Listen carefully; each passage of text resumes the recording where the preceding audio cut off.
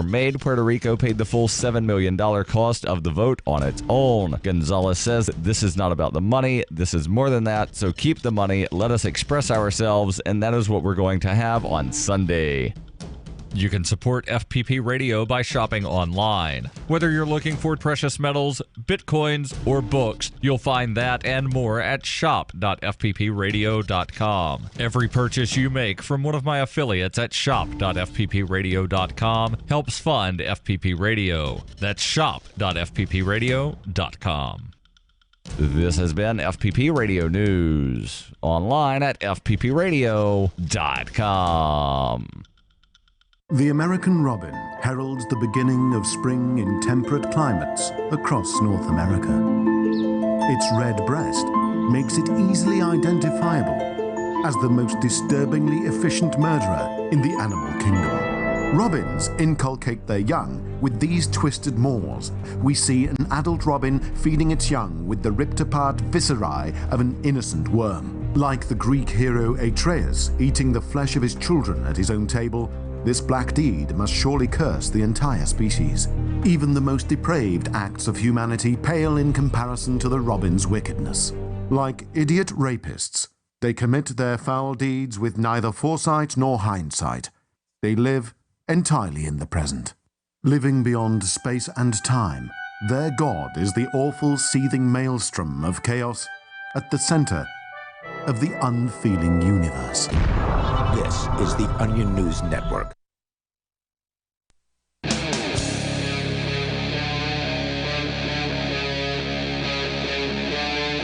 Free Talk Live.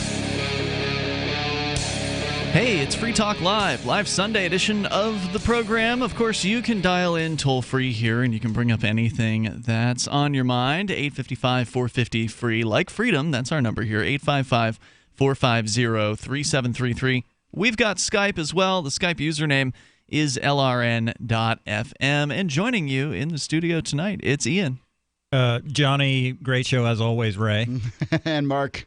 So, of course, you can bring up anything you want. Last night on the program, I did tease a story that we never ended up getting to, and we also have, of course, economics in one lesson on the way tonight. Jonny Ray will also tell us about the urinating dog and the fearless girl. Plus, Mark, you've got a news story about gay Trump supporters. So we can cover all of that. But first up, an Indiana mom has filed a lawsuit against an elementary school teacher. This is according to FoxNews.com. And she sued the principal as well for allegedly forcing her son to recite the Pledge of Allegiance. Okay. Jamie Porter said her son's first grade teacher removed the boy from class when he refused to stand for the Pledge of Allegiance back in March. According to Fox 59, the lawsuit filed by the ACLU on behalf of the family alleged that the boy refused to recite it because he was, quote, protesting, unquote, the government. How old was he? First grade, which would mean probably no older than six or seven at the most. If it happened just in the last few weeks, then he's likely 7. He was doing it to protest the government of the United States as it was racist, greedy, and does not care about people, said the lawsuit. Okay. After hearing the student's reason, the teacher, Kelly McFarland, then took the student out of the classroom and to the principal's office, where Principal Mary Beth Harris was told what happened, and the student was taken back to class 20 minutes later, according to the lawsuit. Later in the day, however, Harris took the boy out of class and had him practice how to recite the Pledge of Allegiance. She was just upset, and she just wanted to make him do something. You just wanted to make him do it. Bureaucrats love exerting control over people, even children in this case. Makes them feel important, I guess. I'm not real sure. They seem to be into it. The lawsuit alleges, quote... Well, when it comes to government school, this is sort of an important aspect that people don't look at. You mean the daily brainwashing?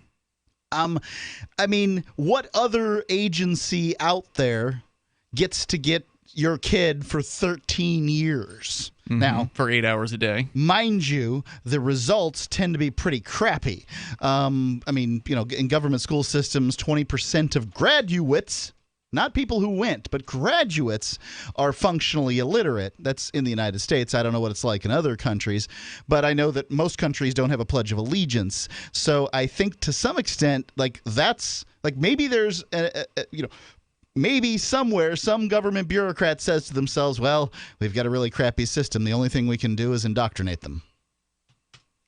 Well, I mean, they indoctrinate people in every country of the world. I mean, they still, even they don't have a Pledge of Allegiance, maybe they certainly have national anthems and They all have kinds national of anthems, yep. all kinds of pro-government indoctrination. Our team's the best; those other teams are bad. Everything I see, like weird things about the United States. If you go on YouTube, search weird things about the United States. I haven't found a video yet that doesn't mention all the flags. And then they specifically mention Texas. So the flags are weird, is what you're saying? Yes. Doesn't every nation of the world have a flag? Yes, but they don't get excited about it. Really? Yeah, really. That's interesting. They're just not as excited. Is that true? Like it's just a claim of a YouTube video? I mean, it's hard to believe that it's people not a wouldn't have that YouTube video, buddy. It's hard to believe. It's like every foreigner on YouTube, best I can tell, is like, wow, they're really into flags and stuff. Oh, so you're saying these are videos made by people outside of the United States sort of assessing what they consider to be strange about the United States? Correct.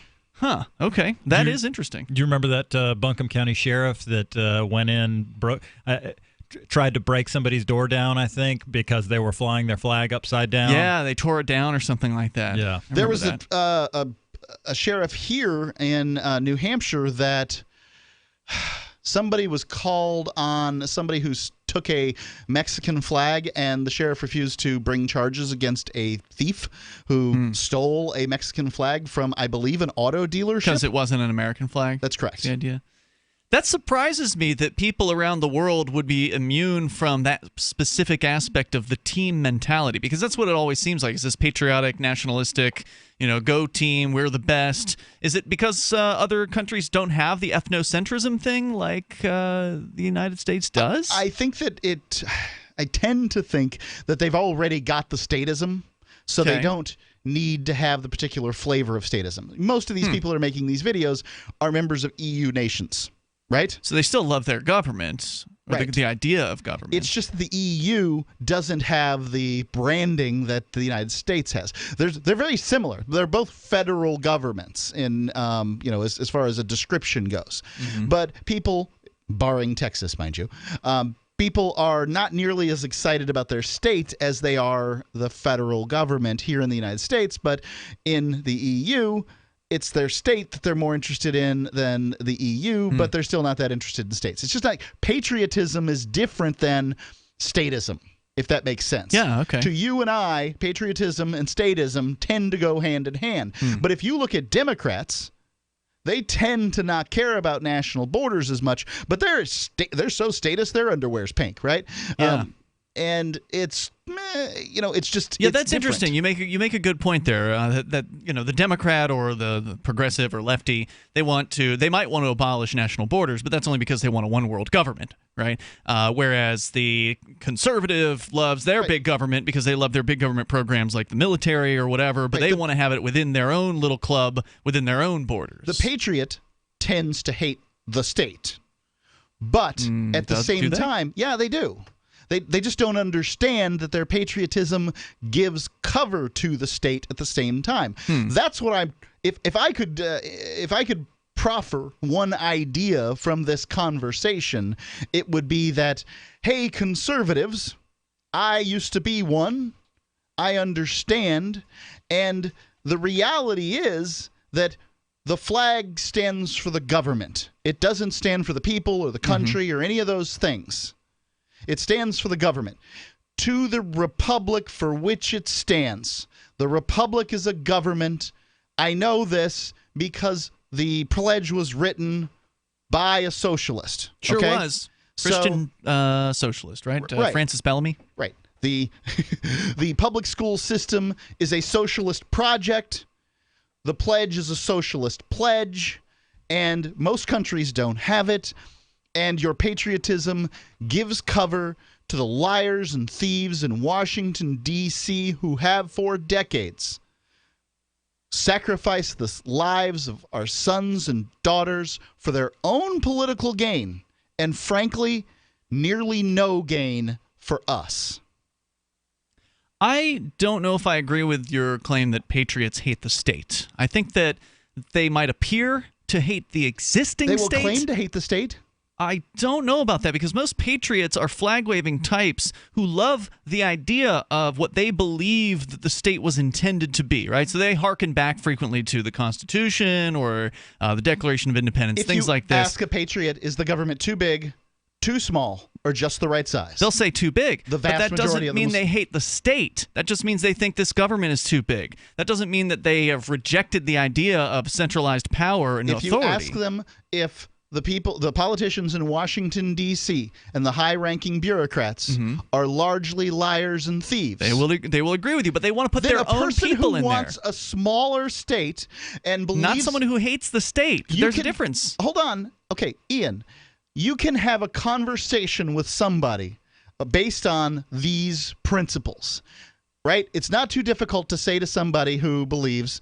that the Washington's full of liars and thieves, that, look, we've been trying this, let's replace them for decades, and it hasn't worked, right? And then what their next question tends to be then, oh, yeah? Well, what do you want to do about it? And my answer would be, I think that every state in the Union should secede from the United States and then let's take Washington, D.C., separate it, and put it all out on a Mark, raft. I'm not saying they're not persuadable. And they will agree. I'm with you. I'm not telling you they're not persuadable on this issue, but it's not true to say that they hate the state. They haven't gotten that far yet. And again, I don't believe that hate is a good emotion to feel anyway, but that they have rejected the state. No, they haven't. They could, and what you're saying is that they're persuadable on that topic, and I think some of them are. But some of them, want their own special state. They want their people to be in charge so they can enforce their views on people. It's Free Talk Live. More coming up. If you're a sleep apnea sufferer who's on the go to your phone. Because if you give us a call right now, you'll be able to try the world's first portable mini CPAP device absolutely risk-free for 10 restful nights. It's the Transcend Mini CPAP, an engineering marvel that's as small as a soda can and weighs less than a pound. Its unique design is so small and so light, you can fit it in your briefcase or purse to use anywhere you go. No more dragging around a big, bulky CPAP. Even better, now you can try Transcend absolutely risk-free for 10 restful nights by calling minicpap.com, 1-800-768-3138. Transcend is FAA compliant too, so you can even sleep comfortably while flying. You can also add a battery pack that's as tiny as a deck of cards. So now you can enjoy the freedom to sleep comfortably anywhere. But don't wait. To receive your 10-night in-home trial, call minicpap.com now, 1-800-768-3138. That's 1-800-768-3138. I love sporting events. The atmosphere, the crowd. I even enjoy waiting in line. Because while I'm standing next to you, the RFID scanner in my pocket is capturing your personal information. From debit and credit cards, even your apartment building key. So you'll still be paying for this game long after it's over.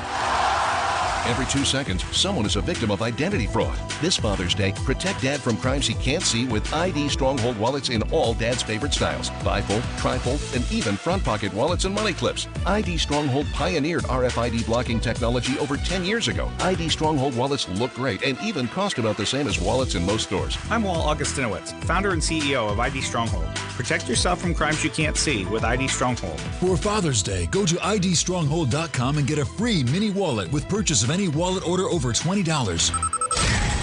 idstronghold.com. This is novelist Tom Robbins. When my mother was diagnosed with glaucoma, her conservative Virginia physician told her there was only one treatment that might ease her pain and save her eyesight. That treatment was medical marijuana, which he could not prescribe. I offered to get her some and teach her how to use it effectively, but my father objected because marijuana was against the law. So my mother, who loved to read and walk in nature, was condemned to grow cruelly, unnecessarily blind. Tragedies like this happen all the time, but they don't have to keep happening. To learn more about medical marijuana, call the Marijuana Policy Project at 1-877-JOIN-MPP or visit them on the web at mpp.org. DVD, books, music, instruments, periodicals, computers, software, electronics, photo, cell phones, office products, home and garden, bed and bath, furniture, kitchen, pet supplies, automotive, hardware, apparel, shoes, jewelry, grocery, healthcare, sports and outdoors, toys, games, used, and more. It's a department store at your fingertips. Shop.freetalklive.com. Get all your shopping done, get a great deal, and a portion of your purchase goes to benefit Free Talk Live when you enter Amazon via shop.freetalklive.com. This Your Family Today tip is brought to you by Nestle Toll House Morsels, helping you create special moments and memories your family will cherish forever. Visit us at tollhouse.com. You may bake for birthdays and holidays, but why stop there? Sweeten up the rest of the year by designating monthly dessert days. Treat your family to one of their favorites or surprise them with something new. Either way, you'll create a tradition everyone will love. For more tips like these, visit us at parenthood.com/yourfamilytoday. Do you love Twitter? Make sure you favorite the LRN.FM Twitter account so you can receive our tweets at twitter.lrn.fm. That's twitter.lrn.fm.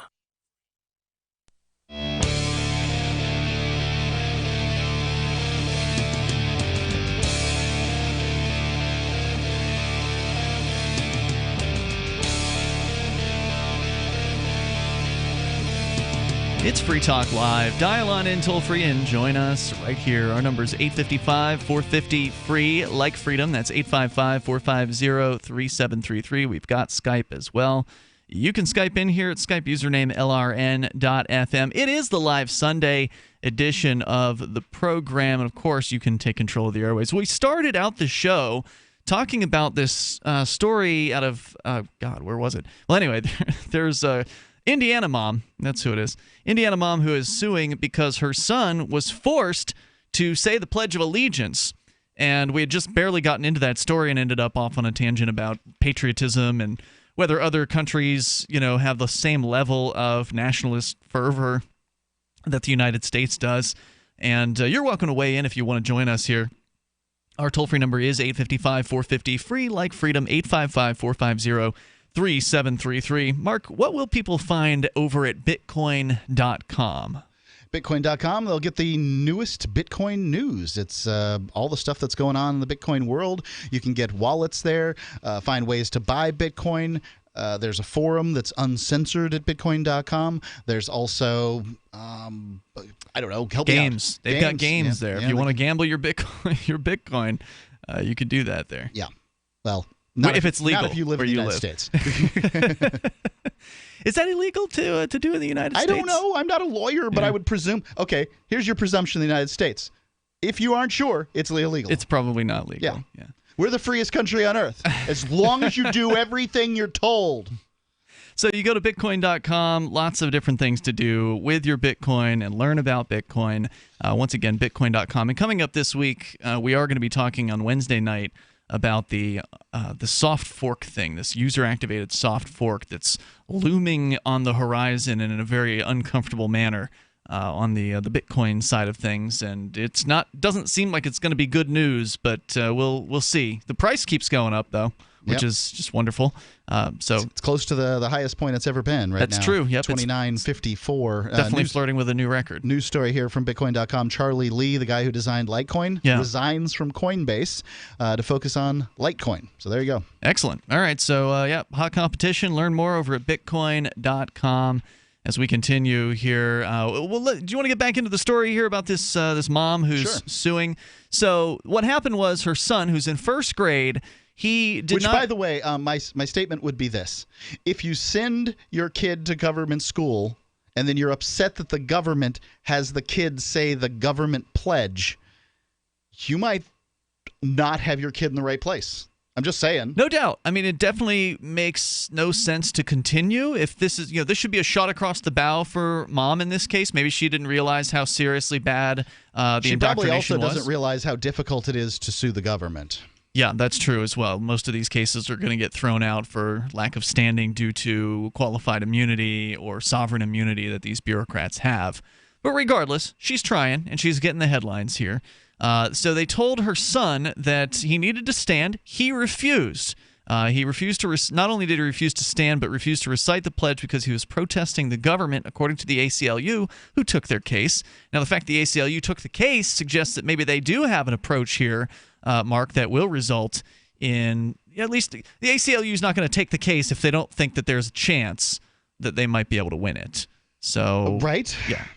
They know what they're doing when it comes to free speech cases. The problem with winning this is that it's just the poor taxpayer that has to pay, right? Well, that's too bad for the taxpayer. Maybe they should stop paying taxes. Well, if they don't like being forced when it comes to government school, have you stopped paying taxes to government schools? Not entirely. No, you can't, because they'll take your house away. Yep, I know. That's what this that. organization's like. Yep, I totally understand that. That's why I think people need to get together in large numbers and refuse to cooperate with the state. Unfortunately, most people are too scared to do any level of non-cooperation. It's not the fear. It's the vast majority of them are sitting there going, "This lady and her stinking kid, they should say the pledge."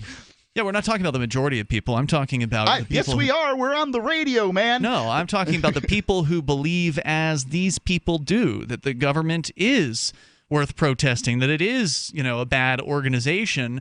They should get together. Let's say, like, if they're libertarian, move to New Hampshire and join up with other people of like mind to try to put a stop to this. Now, whether it's working through the system or just an outright protest and refusal to cooperate, I support all of those different aspects and those approaches. When I was a kid, back to the spirit of the story, when I was a kid in school, I was a real patriot. I loved the flag. I loved my country, and I don't know what my feelings were about the specific government at the time. But I witnessed as I got older. I don't think I ever saw it in elementary school or first grade, but when I got into high school, I would see people who wouldn't stand for the anthem, and I had severe disdain for these people. Sure, we wouldn't have gotten along, Johnny Ray. Years later, the words allegiance kind of got under my skin, and I thought about it a little while. And I think maybe it was during kind of like a Christian phase of my life where I thought where the word allegiance was just something that didn't seem appropriate to render to a government of any kind. Your liege. Exactly. But I'll tell you, if I had seen my fellow students being forced to recite the Pledge of Allegiance, I would have come to that change of heart a lot sooner. Really? Yeah. Well, I don't know how many people saw this in this case, because the young man did, or boy at this point, but the boy did refuse in class, and then later on, according to the story at Fox News, he was taken to the principal immediately, but then was sent back to class 20 minutes later. Then later, the principal took the boy out of class. That's when she forced him to practice the pledge. The lawsuit alleges, quote, she told him they were going to practice how to do the Pledge of Allegiance and made him recite the pledge with her. So it sounds like that happened more privately outside of the class with just the principal. But regardless, it's still an offensive thing that should not have happened. The suit adds the student was, quote, extremely upset at this treatment by the teacher and the principal, and he was made to feel that he had done something terribly wrong and was in trouble. Yeah, there's a big deal about this kid not saying some kind of, rote loyalty oath. And I'd point out that part of the reason for the Revolutionary War, at least part of the reasons for the revolutions that led to the Revolutionary War, and I don't think most people even understand the amount of revolts that there were against the English government and those sorts of things prior to the Revolutionary War. But all you have to do is go read Murray Rothbard's Conceived in Liberty, and you will get a long history of them. And many of the problems were loyalty oaths. One of the reasons that Quakerism, the religion, got so popular prior to the Revolutionary War was because it was anti-loyalty oath. And please tell me what the Pledge of Allegiance is besides a loyalty oath. That's pretty much it. Yeah, absolutely. So if you want to weigh in here, you're welcome to comment. The toll-free number is 855-450-FREE. Like freedom, 855-450-3733. Do you think that this boy who is in first grade should be forced to say the pledge? That's really who I want to hear from, is the person who takes the side of the school's bureaucrats in this particular case. We know you're out there. The toll-free number is 855-450-FREE, 855-450-3733, or Skype on in here at Skype username LRN.FM. This is Free Talk Live's Live Sunday edition.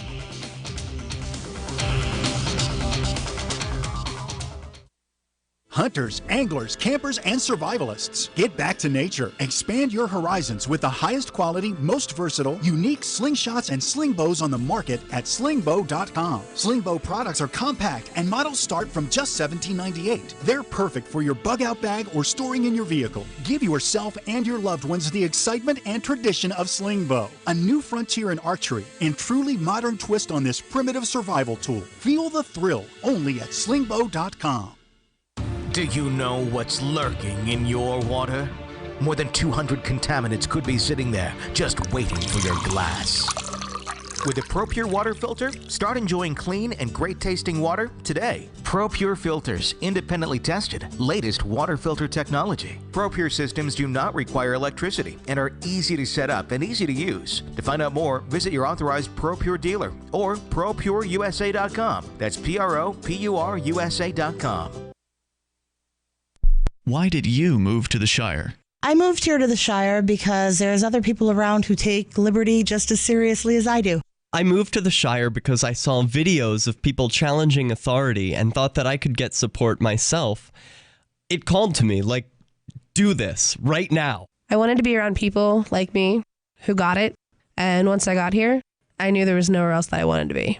I've always wanted to change the world. So I moved to the Shire to join people who were actually working towards doing the same thing.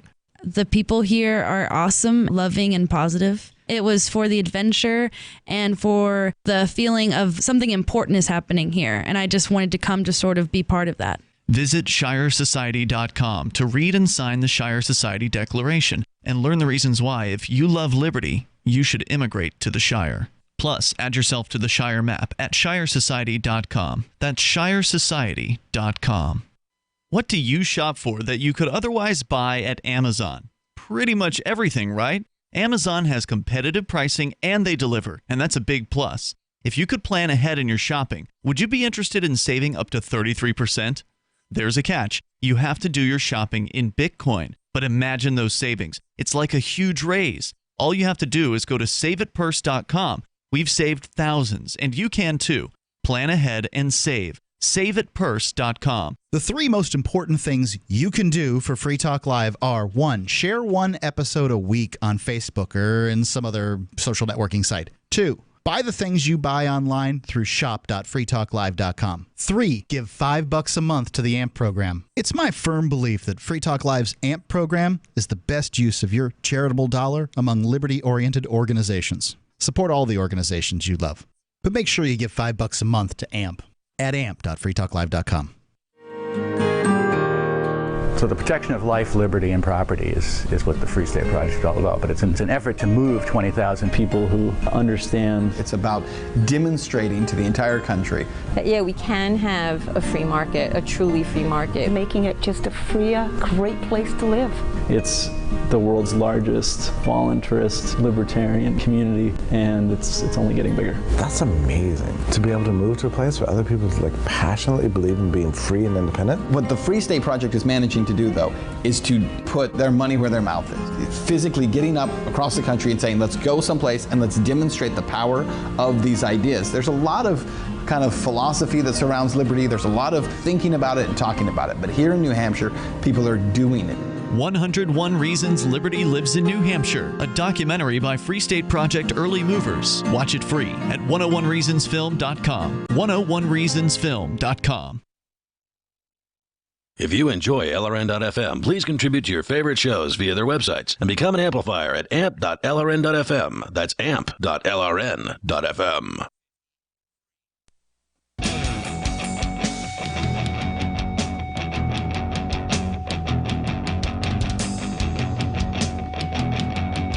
This is Free Talk Live. You dial in toll free and bring up anything that you want. Our number here is 855-450-FREE, like freedom. That's 855-450-3733.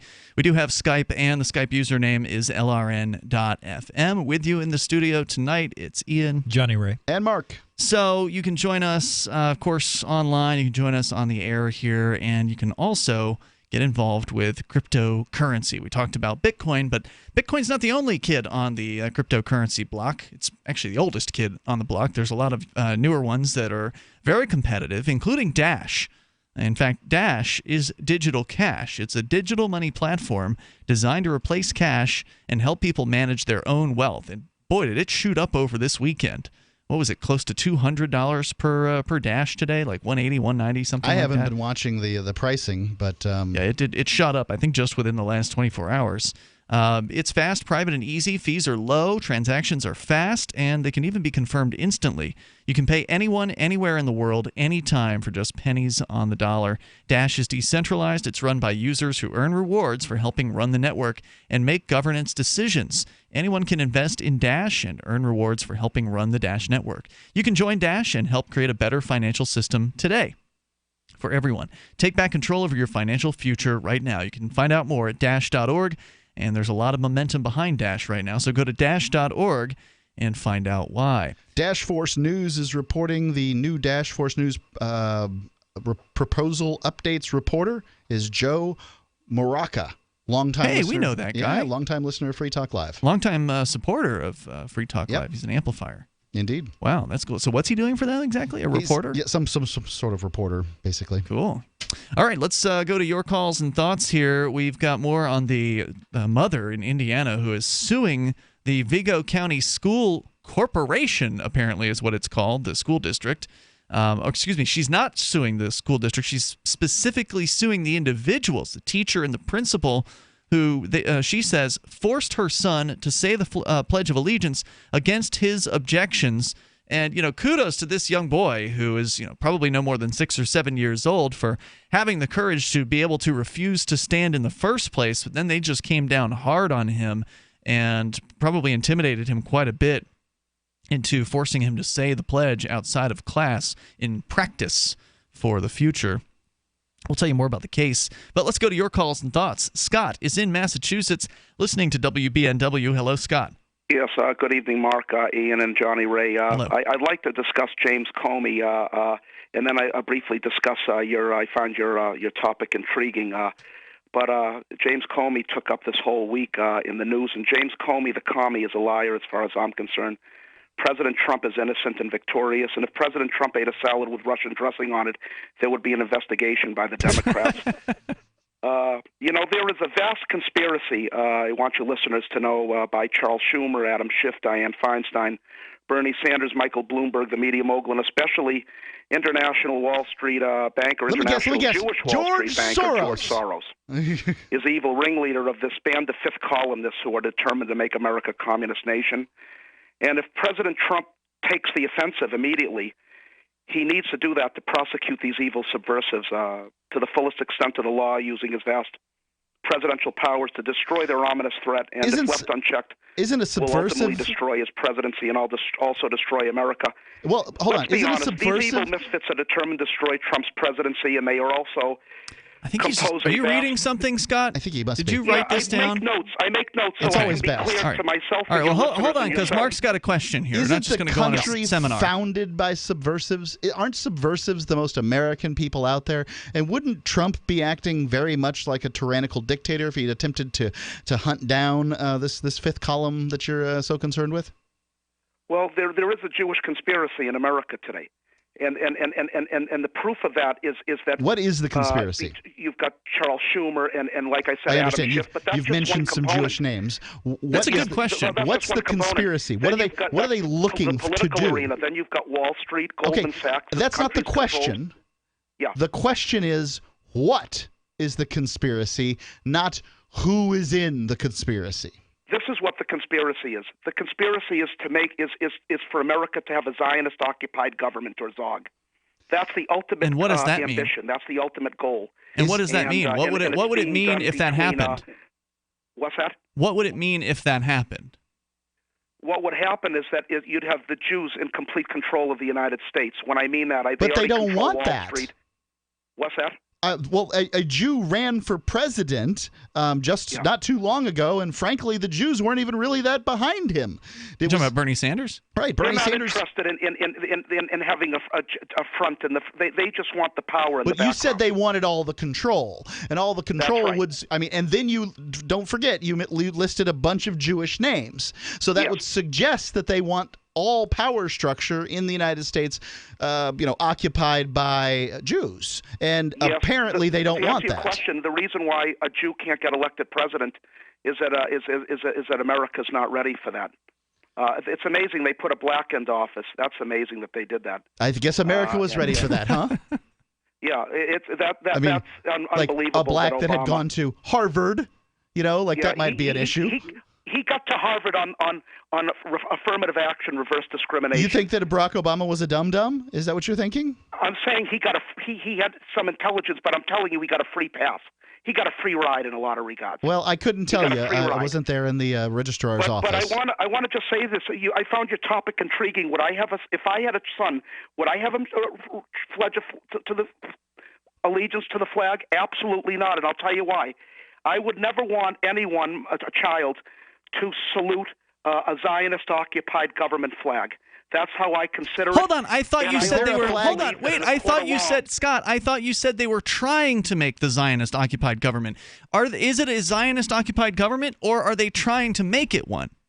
We already have a Zionist-occupied government, but they're not completely done yet. How far along are they? What percentage done with this progress or process? When they get us embroiled in a war in Iran, that's the ultimate goal. They want us to get involved in a war with Iran because they're Israel's arch rival. Well, don't you think that Israel could fight Iran if it wanted to, and that it's basically the United States that's stopping it? No, the United States is joined to the hip with Israel, and if the Zionists demand an American presence in Israel, they demand a presence in Israel. I got to tell you something. The Likud Party really wants that war with Iran that you're talking about, the Likud Party in Israel. They really want that. Netanyahu certainly has that sound, right? Why is it that they don't just go ahead and make their demands to the U.S. government right now? They don't want to be obvious about it, but they're working in the shadows. They're working in the shadows. The next war that we're going to have in the Middle East, mark my words, is going to be with Iran. That's going to be the next war. So are you saying that now, look, I'm not familiar enough with the Jewish religion. Now, they're Abrahamic. I know that much. It's not a religion. It's a race. It's both, actually. No, it's not. It is. A race. Thank you for the call tonight. Anyway, Mark, you might know a little bit more about this than I do. We know that the Jews and the Muslims and the Christians are all the Abrahamic religions. Uh-huh. Do the Jews believe that Jesus was the Son of God? No. Okay. That would be the thing that distinguished Christianity from Judaism. Well, it also distinguishes Christianity from Islam as well. They don't believe that Jesus was the Son of God either. But Islam does write about it. Well, they believe he's a prophet. Islam, they believe he's a prophet. Islam reveres Jesus as a prophet. As a prophet. One of a series of prophets. And I assume that Judaism considers Jesus to be a charlatan. Jesus was in all likelihood a Pharisee, a teacher of his time. He certainly had some access to the temple and was a learned man and that sort of thing.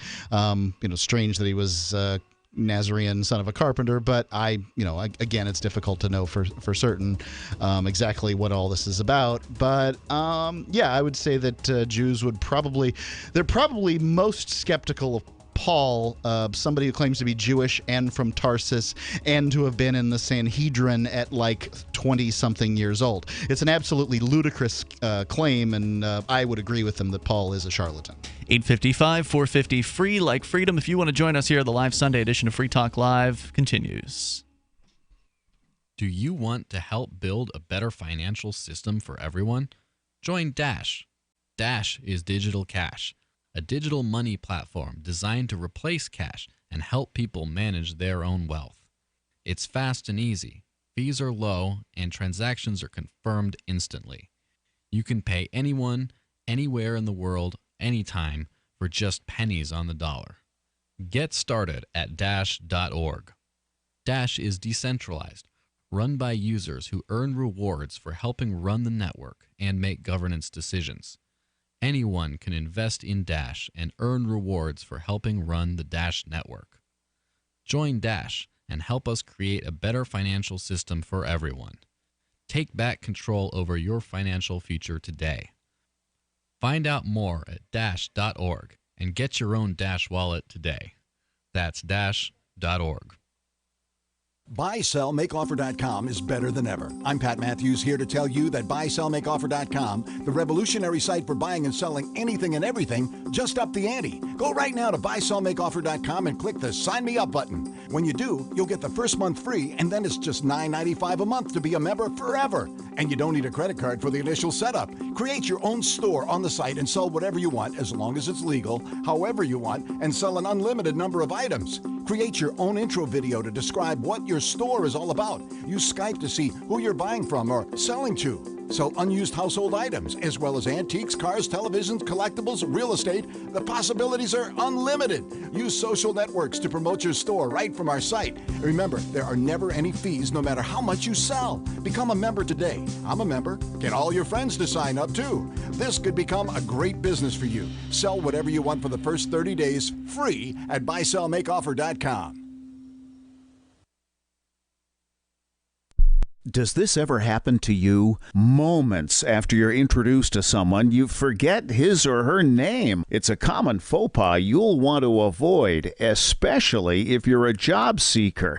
And even if you're not, here's a tip. As you are being introduced, and while you're still shaking hands, smiling, and making eye contact, say the person's name aloud. Not only does that make a deposit in your memory bank, it acknowledges the other person. And that is more than a nuance, as is maintaining eye contact.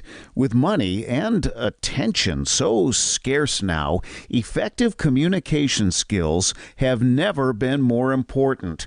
Cutting through the clutter rather than blending into the blah, blah, blah will help you connect better, no matter what the conversation. For more tips, hit survivalspeech.com. I'm Holland Cook. Did you know you can watch Free Talk Live during our live show 7 days a week from 7 to 10 p.m. Eastern via our studio cams at cam.freetalklive.com? Plus, you can chat with other listeners while you watch, all totally free. Now that our live video stream is hosted by YouTube, our video archives will be online even faster, so be sure to subscribe to our YouTube channel.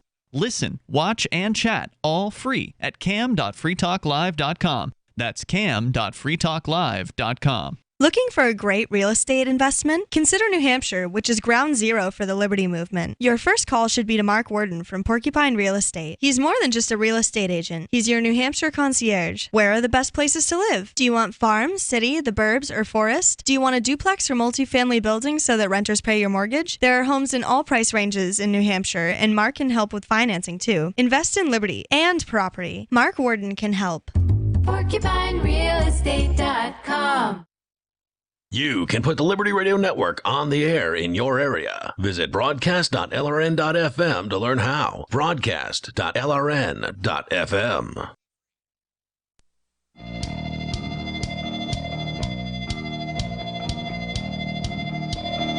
This is Free Talk Live. You can dial in toll-free and join us on the radio waves here. We've got the live Sunday edition going on right now with you in the studio tonight. It's Ian, Johnny Ray, and Mark. We also have Skype, and apparently to some folks it wasn't clear what it means for us to have Skype. I was just having a conversation because on Skype you can text, you can type things, and a lady or gentleman, not sure which, typed in a comment, and I was writing back, hey, can you call in? And they said, no, I'm not, I can't do that. I said, well, just want to let you know, I don't want you to waste your time typing in comments over Skype because we generally don't read them, because it wouldn't be fair, we want to have a conversation, right? This is talk radio, so it's interesting to see what people have to say as an email or a text or something like that, but they're never there to answer our questions, right? They're never able to respond to our response to what they say, so it's really not fair of us to just read a comment tear it apart and then move on, it makes more sense to be able to have that person who commented respond. So just to be clear, Skype is for, you're welcome to text a message to us. We're just not going to read it on the air. If you want to comment on the radio on what we're saying, we have Skype so you can call the show.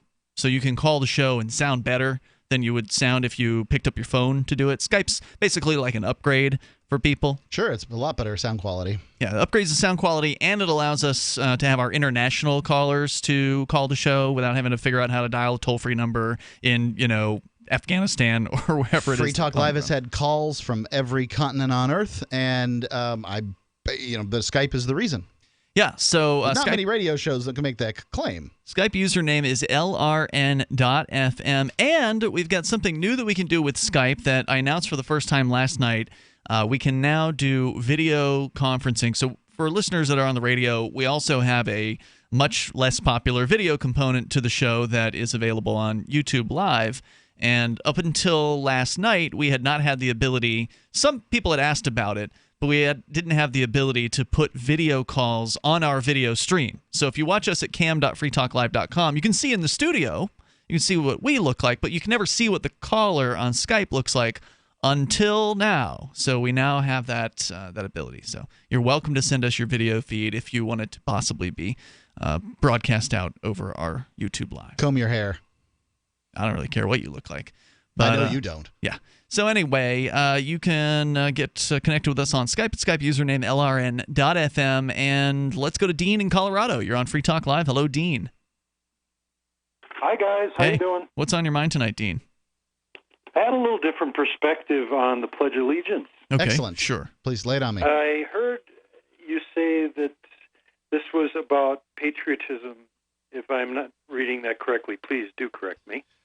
But it's about patriotism to a government, and the child had been informed about the, let's just call it the improper actions of the government at first grade, and he's starting to think, why don't we give the child the power by saying, okay, these are our rules, and you live by them, but if you come up with a better Pledge of Allegiance, and if you have a Pledge of Allegiance, because this is a pledge, right? This is our time to do this at this school, just like recess or English class or whatever, then go ahead and write it and recite it, and we'll listen to what you have to say. And if it's better than what we have, then you can say your own Pledge of Allegiance.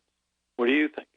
Well, I think that it would be fine to sort of take a pledge to truth, honor, justice, these sorts of concepts. And, I'm for that. I wish the Pledge of Allegiance was that pledge. I mean, it gives some liberty and justice for all, right? Like it gives a mention for those sorts of things. And I'm told that the flag stands for freedom, but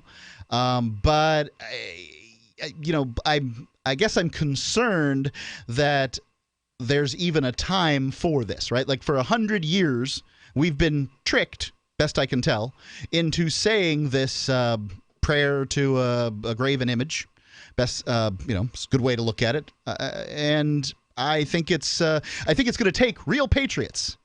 Real people that had the guts in 1776 to shoot their government center of mass. It's going to take that kind of dedication to say, look, I don't want to take this loyalty pledge anymore.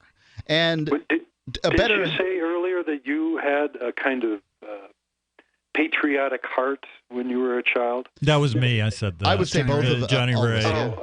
But Mark, you had it too. Sure, absolutely.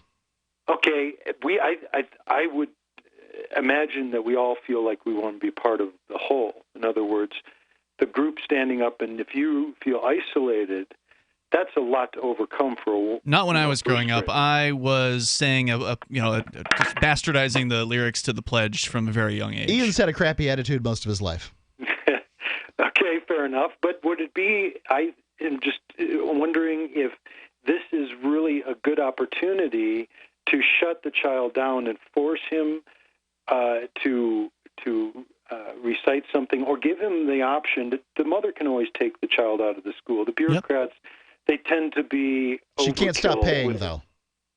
Well, you go. She has to depends pay. how far you want to take those things. Yeah. But it makes sense in this place that the mother takes a stance. But is it if she? It's like when you come along with a better idea. Yeah, I think it's a better idea. What you have is a good idea. I think your idea is fine, Dean. Sorry to interrupt you, Mark. As long as the child may pledge allegiance to whatever he wants, as long as he's not required to pledge allegiance to the flag, because I think for a child of God to pledge allegiance to a symbol is obscene, and for him to pledge allegiance to his country is a form of creepy collectivism in my mind. I would also say that it's not being part of the whole, but in fact the Pledge of Allegiance is a divisive pledge because it only says us Americans. It's not talking about the rest of the world. It is an us and them situation. It clearly denotes who's the good guys and who's the bad guys. Okay, good points. Now, can we bring that full circle and say, if the school is going to turn this into something that's innovative, futuristic, opportunistic in terms of changing the tone of these pledges, would it not then make sense? Because the government isn't making any restrictions on pledges of allegiance. You can have homeschool, and they don't have to say Pledge of Allegiance, Yep, right? that's true. My son is homeschooled. He wouldn't know what the Pledge of Allegiance was. Interesting. So then, what about turning this into and this could be a very powerful, message to the younger children to question what it is they're doing, because we didn't do that. I know I didn't. I was okay. I have to go along to get along, sure. and this is the way you do it. Otherwise, you get punished. Yeah, it'd be great if there were shown him. Now we've got. I mean, there was nobody back in the '60s that was doing this in my generation. So it meant that, you step up and you say, okay, there's something inappropriate here. Here's a better option. And so maybe mother and child can get together, or maybe family involved, or maybe the community, saying, we got something that goes better to what you're, allotting this time for. And you make good points, but it doesn't take us to the next solution. And that solution is that involve the instead of barking at the teachers and the principals, because they're very often good, well-mannered people. When you reach a certain point, they don't know what to do. They get defensive. And that's where it looked like it turned into, because the principal took them out after he the child isn't attacking, which means they don't know what to do. They don't have anything to defend. The child hasn't attacked them by refusing to participate. I guess I understand what you're saying. You believe that they have the best of intentions, but in this case, their intention is to support the status quo in the state. And the government schools, the state schools, are going to be the least likely to do anything innovative at all, as you suggested. These are places where they have the way they've done things for the longest time, and that's the way they're going to keep doing things. And if you want to break from that tradition, then you're the problem from their mindset. Well, they do change things. I mean, we got Common Core now, new math, and things have changed at public schools. Whether they change for the better is the opinion of people who send their kids there. So yeah, but none of that is innovation. That comes from the top down. That comes from the Common Core thing. Comes from the federal government down to the schools. Well, it's not coming from the bottom up. If you listen to the teachers, what the teachers will say is the Common Core is a book sales, scheme. That basically the big textbook companies got a hold of the federal government and then made it so that they had to bring new books in on a regular basis. Their library's falling apart, but they got to buy these new textbooks. Dean, thanks for your call and the thoughts here tonight. We got plenty of time for you to join us here toll free. Our number is 855-450-FREE, like freedom. That's 855-450-3733. And, of course, you can join us and bring up anything that's on your mind. Coming up, we've got gay Trump supporters, a urinating dog, and a fearless girl. We'll talk about all of it if we get the chance. Your calls come first, though. It's Free Talk Live, Hour 2 on the way. What do you shop for that you could otherwise buy at Amazon? Pretty much everything, right? Amazon has competitive pricing and they deliver, and that's a big plus. If you could plan ahead in your shopping, would you be interested in saving up to 33%? There's a catch. You have to do your shopping in Bitcoin. But imagine those savings. It's like a huge raise. All you have to do is go to saveitpurse.com. We've saved thousands, and you can too.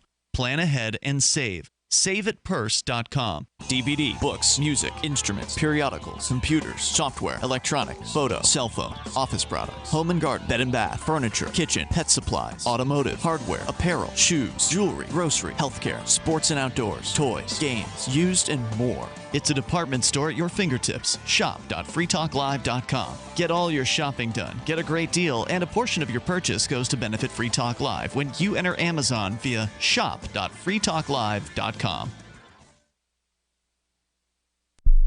Are you tired of governments murdering people around the world? Stop using their money. There is an alternative. Bitcoin is a stateless free market non-political currency. Bitcoin cannot be inflated or controlled by any government. By using their money, you are helping the state. Stop doing it. You have an incredible alternative available now. Learn it, use it, spread it. Get started with Bitcoin at bitcoin.com. That's bitcoin.com. For years, LRN.FM has had a listen line that you can call and listen to LRN.FM anytime. Now we're taking the idea to a new level with the LRN.FM audio on-demand line. You can call 641-793-9660 anytime and listen to LRN.FM's live feed, and you can listen to a bunch of our original shows on demand. Long-distance fees may apply. Just dial 641-793-9660 and choose from the menu. 641-793-9660. You're listening to the live edition of Free Talk Live. Hour number 2 is next after the news here on the Liberty Radio Network at LRN.FM.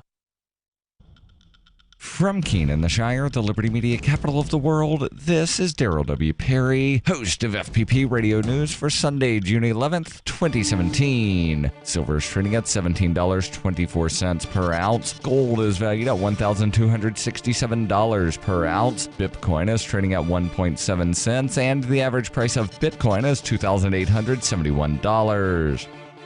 Antiwar.com reports a member of the Afghan Army's commando forces has attacked and killed 3 U.S. Army Rangers in the Nangarhar province, wounding a 4th American soldier. The gunman was killed in return fire by U.S. forces. The attack came during a joint operation in the Achin district, which is one of the main bases in the operation for Afghanistan's The Islamic State affiliate. The Taliban issued a statement following the attack, claiming that the gunman, who had not been identified, was an infiltrator from their forces. This is the deadliest such green-on-blue attack since a similar incident in March, which also killed 3 U.S. soldiers. Such incidents used to be much more common, but in recent years, U.S. and NATO forces have greatly limited their amount of direct contact with the Afghan military. As the U.S. looks to escalate its involvement in Afghanistan again, both trying to fight the growing The Islamic State affiliate and trying to keep Afghanistan from suffering an outright defeat to the Taliban, they are putting troops increasingly back into these joint operations, leaving them exposed to shootings, whether by Taliban infiltrators or just malcontent Afghan soldiers who have grown weary of 16 years of U.S.-led military occupation. For nearly 40 years, Roberts & Roberts Brokerage has been a trusted source for buying and selling precious metals like gold and silver. They also take Bitcoin for precious metal purchases and have permanently removed the minimum purchase amount for all orders paid in the digital currency. Call Roberts & Roberts today for knowledgeable advice on buying and selling precious metals and a forward-thinking approach to new technologies. 800-874-9760 or visit online at rrbi.co. UPI reports voters in Puerto Rico will head to the polls on Sunday to assess their views on whether the island will remain a Commonwealth, become a U.S. state, or seek sovereignty. If Puerto Rico, facing a decade-long recession, votes for the second time in 5 years to become a U.S. state, its government will then be required to lobby U.S. Congress to pass a statute officially admitting it as the 51st U.S. state. Members of Congress, however, are not mandated to act on the symbolic vote. Puerto Ricans are U.S. citizens that can move freely within the United States and send a non-voting delegate to the U.S. Congress, but they do not pay federal taxes and can't vote for U.S. president. Puerto Rico, as a non-incorporated territory of the United States, has its own constitution, its own set of laws, and elected officials, but the U.S. government can override its laws and other local decisions. Sunday's vote will be the 5th referendum on Puerto Rico's status, with the margin of voters favoring statehood increasing steadily with each vote, from 39% in 1967 to more than 46% in 1998 to 61% in 2012. In November, 2 pro-statehood candidates were elected to office in Puerto Rico, including Democratic Governor Ricardo Rosselló and and Jennifer Gonzalez, the Republican resident commissioner who is Puerto Rico's only representative in Congress. The 2012 vote for statehood did not result in any change in the island's status, but Rossello said he will work to fulfill the results of this year's vote, telling CNBC, "My commitment is when we have the vote, we will use our resources with the government to move forward. If Puerto Rico again opts for statehood, Congress is not required to act." Republican leaders, including President Donald Trump, have expressed disinterest in offering the island what they call a bailout by awarding it statehood. Rossello denied Puerto Rico seek such help and said statehood would help improve its financial situation by placing it on equal ground with other U.S. states, saying, "We wouldn't want a bailout. I'm no fan of bailouts. I think we need to assume responsibility for what's going on here." Gonzalez said Sunday's vote will be the first statehood referendum where the U.S. Department of Justice has defined the choices on the ballot as part of an agreement that originally promised $2.5 million to Puerto Rico towards the cost of the vote. The department rejected the funds after suggesting several changes, and although the changes were made, Puerto Rico paid the full $7 million cost of the vote on its own. Gonzalez says this is not about the money, this is more than that, so keep the money, let us express ourselves, and that is what we're going to have on Sunday. You can support FPP Radio by shopping online. Whether you're looking for precious metals, bitcoins, or books, you'll find that and more at shop.fppradio.com. Every purchase you make from one of my affiliates at shop.fppradio.com helps fund FPP Radio. That's shop.fppradio.com. This has been FPP Radio News, online at fppradio.com. Tomorrow's my big day. I'm going to go in for surgery, and hopefully you'll come along. Now, I do have to admit that I am in a bit of pain, so I'm really looking forward to this procedure. I think we're both going to find out that having surgery just isn't as scary as it sounds. We're covering our own Jim Haggerty's kidney stone removal surgery, and his surgery is now just minutes away. So, Dr. Atka, tell us what precautions we would take to prevent us from getting kidney stones. Always stay hydrated. Water helps the kidneys break the stuff down. Ah, hear that, Jim? More water. What? More water. Maybe we should replace your coffee. Please go away. Please. Ow, no. That's a camera they're going to use to film the whole surgery from inside Jim's body, yes, that's going to be pushed into Jim's urethra as well. Now, normally they wouldn't do this. This is purely for the benefit of us watching it on TV. All right, stick with us because first he's going to pop into the children's ward to cheer up some youngsters suffering from terminal illnesses. This is the Onion News Network.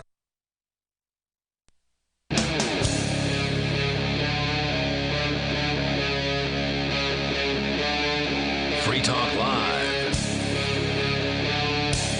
It is Free Talk Live. You dial toll-free, bring up whatever you want right here. Our number is 855-450-FREE, like freedom. That's 855-450-3733. We do have Skype, and you can Skype on in here at Skype username LRN.FM.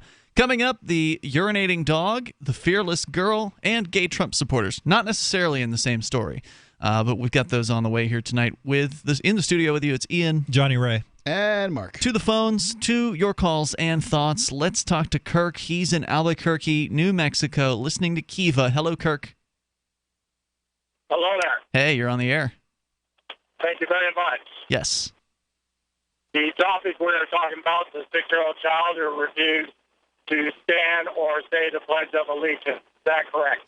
Yes. 6 or 7? Yes, a first grader. He's a first grader at a school in Indiana. Mother is now suing the teacher and the principal because they then later forced him to practice saying the pledge.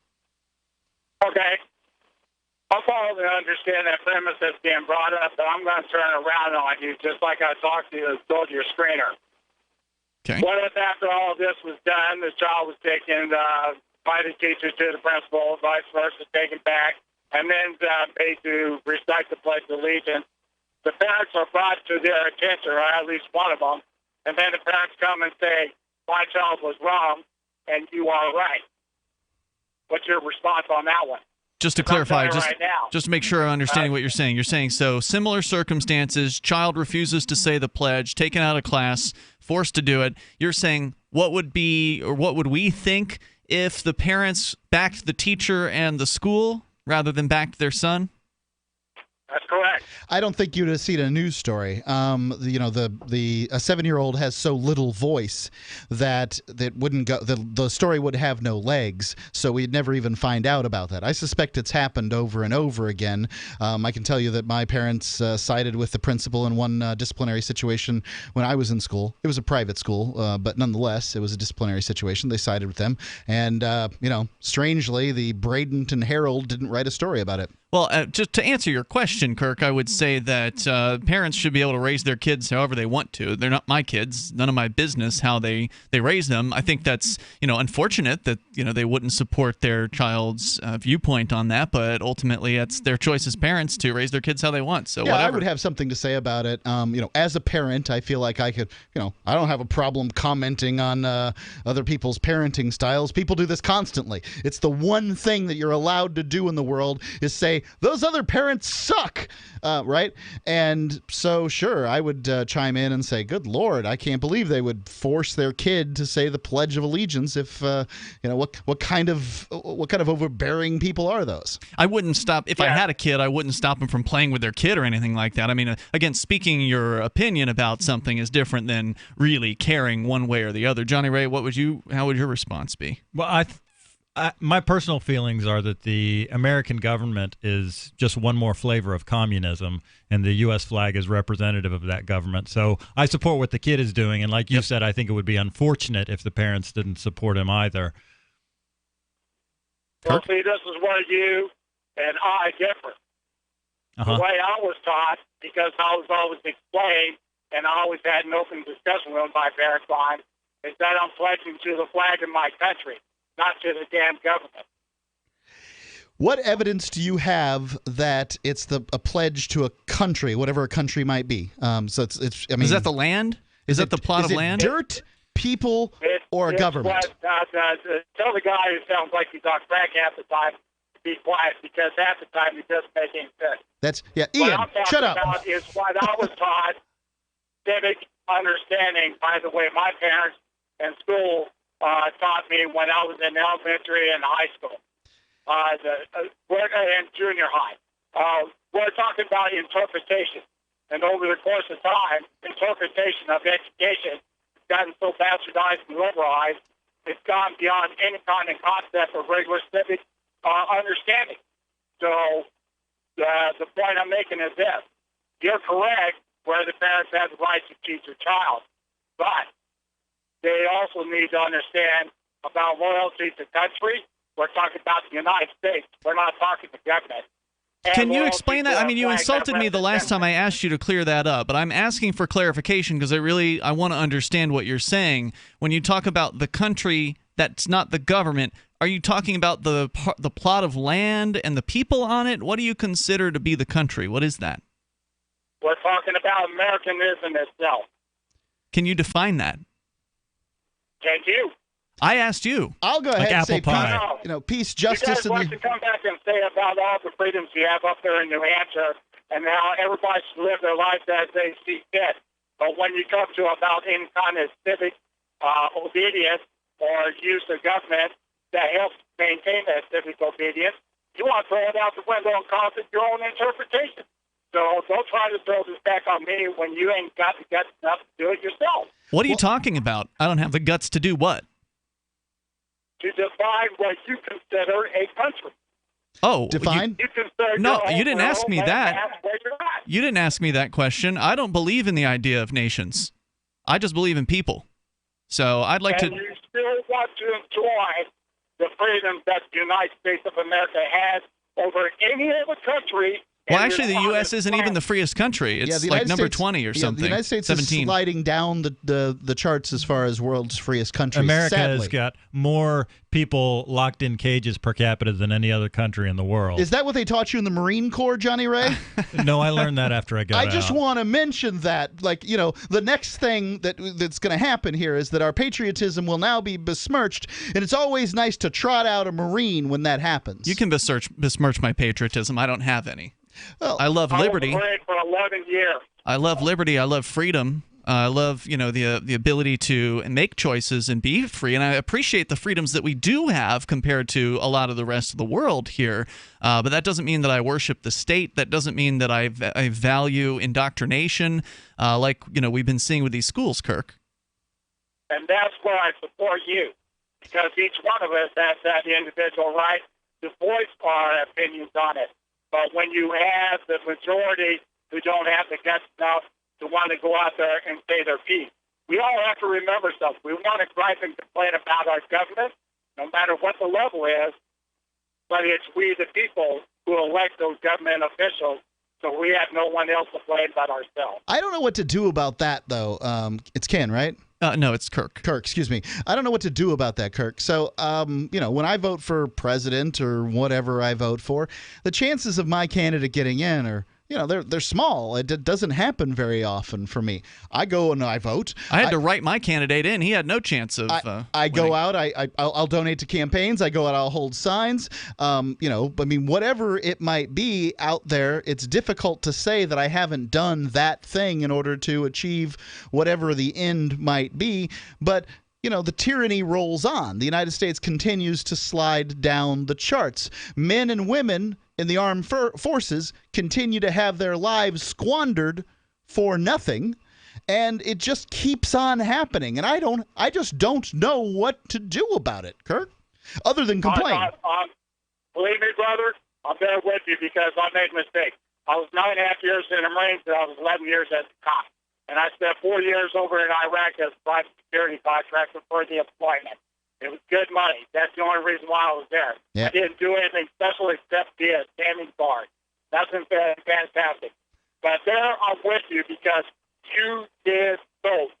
Whether your candidate won or not is not the point. The point is that you did exercise your right, which too many people in this country do not do, and yet they still want to come back, whine, gripe, and complain. Well, Kirk, thanks for your call tonight. I do appreciate hearing from you, and I do agree with him, at least as far as people should express themselves. I think I agree with him on almost 100% of things. Yeah. It gets, there's this kind of, this one sticky spot with things like the pledge and stuff like that. Look, I very, very, very much want to believe that patriotism is about truth, justice, peace, personal responsibility, all of these, positive attributes. But it just feels more like blind flag waving to me when most people are being patriotic. They're not questioning. I'm with Kirk. If you voted, then you have no right to complain. Toll-free number here, 855-450, free like freedom. That's 855-450-3733. You can take control of the airwaves and bring up what you want here. It's Free Talk Live.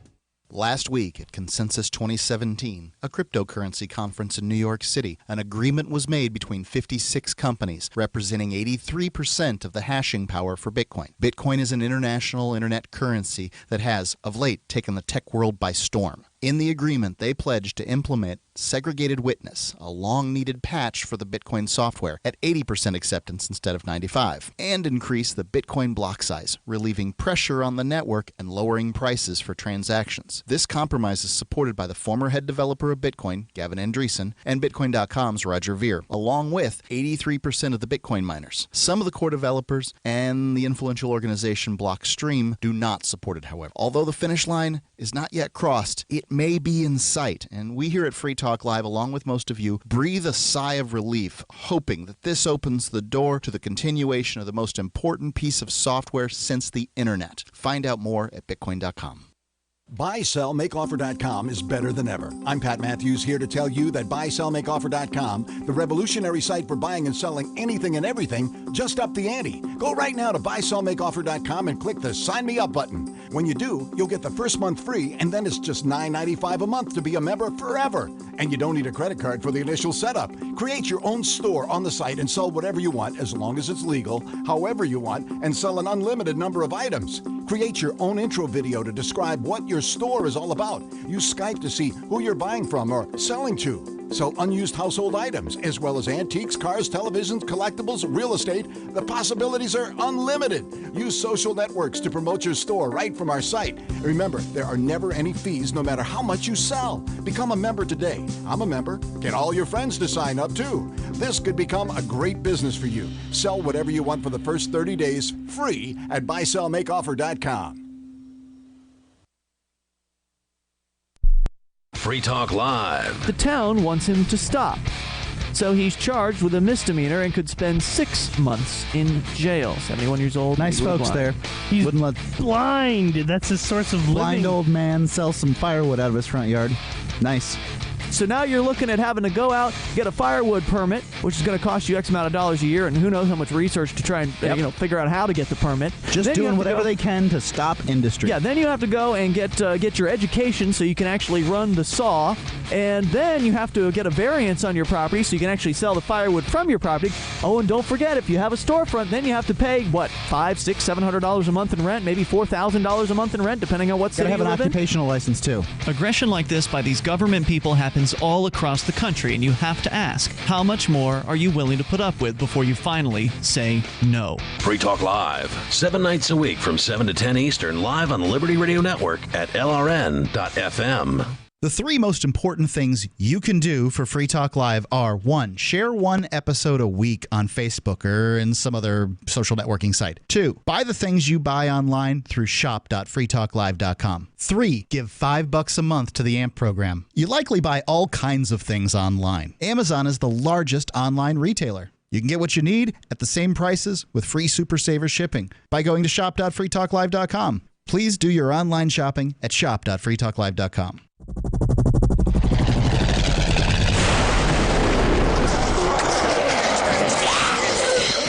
In Survivor Max 2, School Bites, Max must scavenge through a wasteland swarming with the undead. Desperate to find the medicine he needs, he discovers a community of survivors at his former school. Has he finally found the safe haven he's been looking for, or will he discover that school bites? Look for Survivor Max on Facebook, read reviews on Amazon, and read Chapter 1 at survivormax.com. You can connect with the Liberty Radio Network via our Facebook page at facebook.lrn.fm. That's facebook.lrn.fm.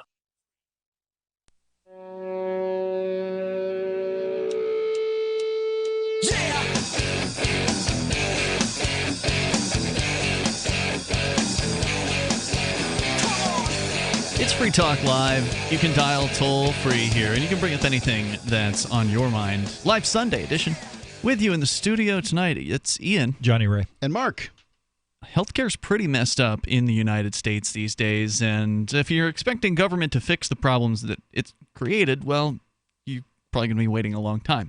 In the meantime, you're not getting any younger, so you probably want to do something about your healthcare, and it doesn't have to be health insurance. I know the government wants you to think that it does, but there are other options, like this free market healthcare company called healthexcellenceselect.com. They'll give you access to a proactive health assessment daily and no-charge 24-hour access to doctors, including traditional, integrative, chiropractic, acupuncture, and massage. You'll love the service and the price. They'll even include a medical information card that you can give to EMS, first responders, the emergency room, or whatever medical professional you want. Just go to healthexcellenceselect.com. And that, again, is healthexcellenceselect.com. As we go back to your calls and thoughts to Albuquerque, where Eddie is on the line, the program director and owner of Kiva. Hey there, Eddie. Hey, what's going on, Ian? What's on your mind? So you just made just a quick question. Yes. You said you have no patriotism. Can you explain that to the audience here? Sure. What does that mean? Well, if we first of all, it is important to agree on our terms. So if we're using a dictionary definition of patriotism, it would be, according to dictionary.com, devoted love, support, and defense of one's country, national loyalty. And I have loyalty to the ideas of liberty, but I don't have any loyalty to the arbitrary landmass or the state or the federal government. I have no loyalty to those man-created structures. I only have loyalty to the ideas of freedom. So that, by definition, doesn't make me a patriot. Okay.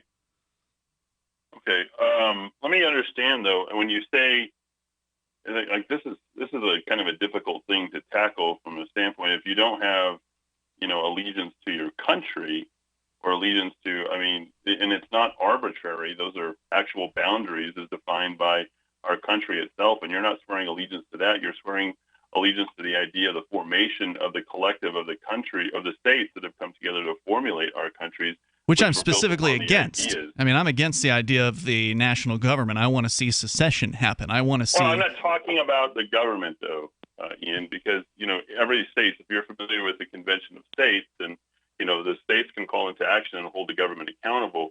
And I think as your previous caller was trying to get to the point, is he doesn't have allegiance to his government either, blind allegiance. He has allegiance to the idea that formulated this country. So when you say you don't have any patriotism, yet you're espousing liberty, you're espousing all these various other things, those are the very ideas that this country was founded upon. Even though we've strayed, even though we've moved away, he is on your side as well as Mark's side in terms of, yes, he will defend those things against, all enemies of those ideas, foreign and domestic. You don't have to say country, you don't have to say government.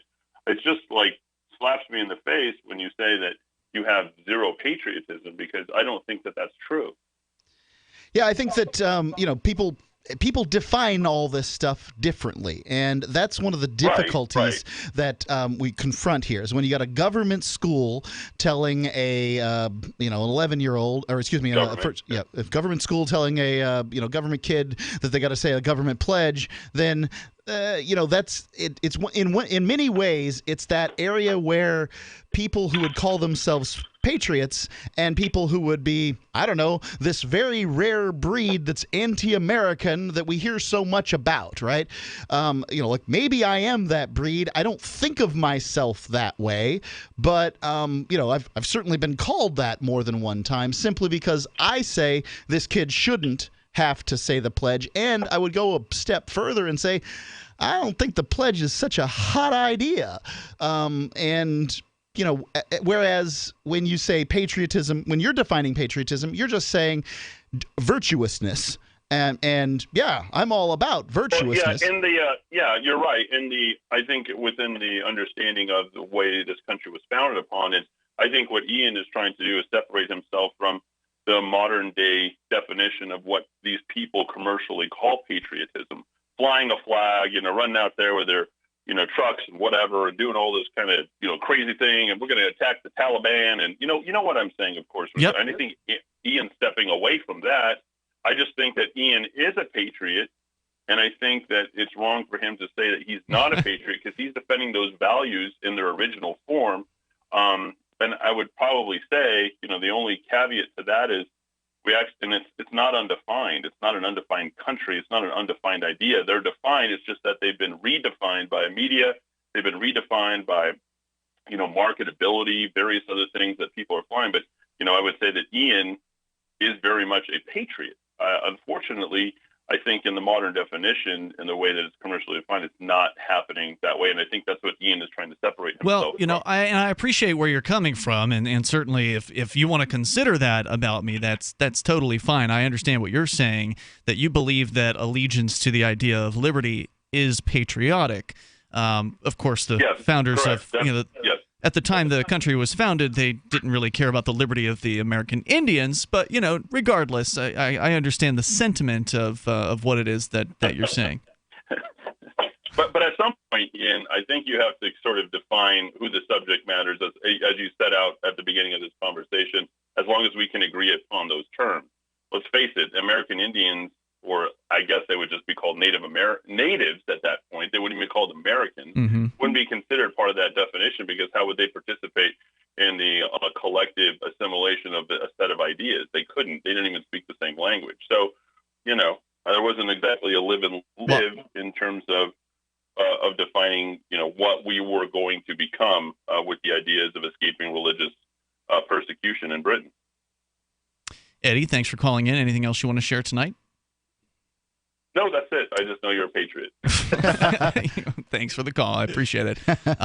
Again, you can define me however makes you feel good. I believe in freedom. I believe in liberty for everybody everywhere in the world. I'm not interested in taking on some, arbitrary landmass that was, thrown at me by people who are not even alive today. Obviously, I've settled in a place called New Hampshire, and because people do believe in these land masses and these borders, those are very real in people's minds. I wish we could wake up tomorrow morning and not have governments and not have borders and just have people living free. But you say we're a long way away from that. Humans, it's my contention, humans need governments.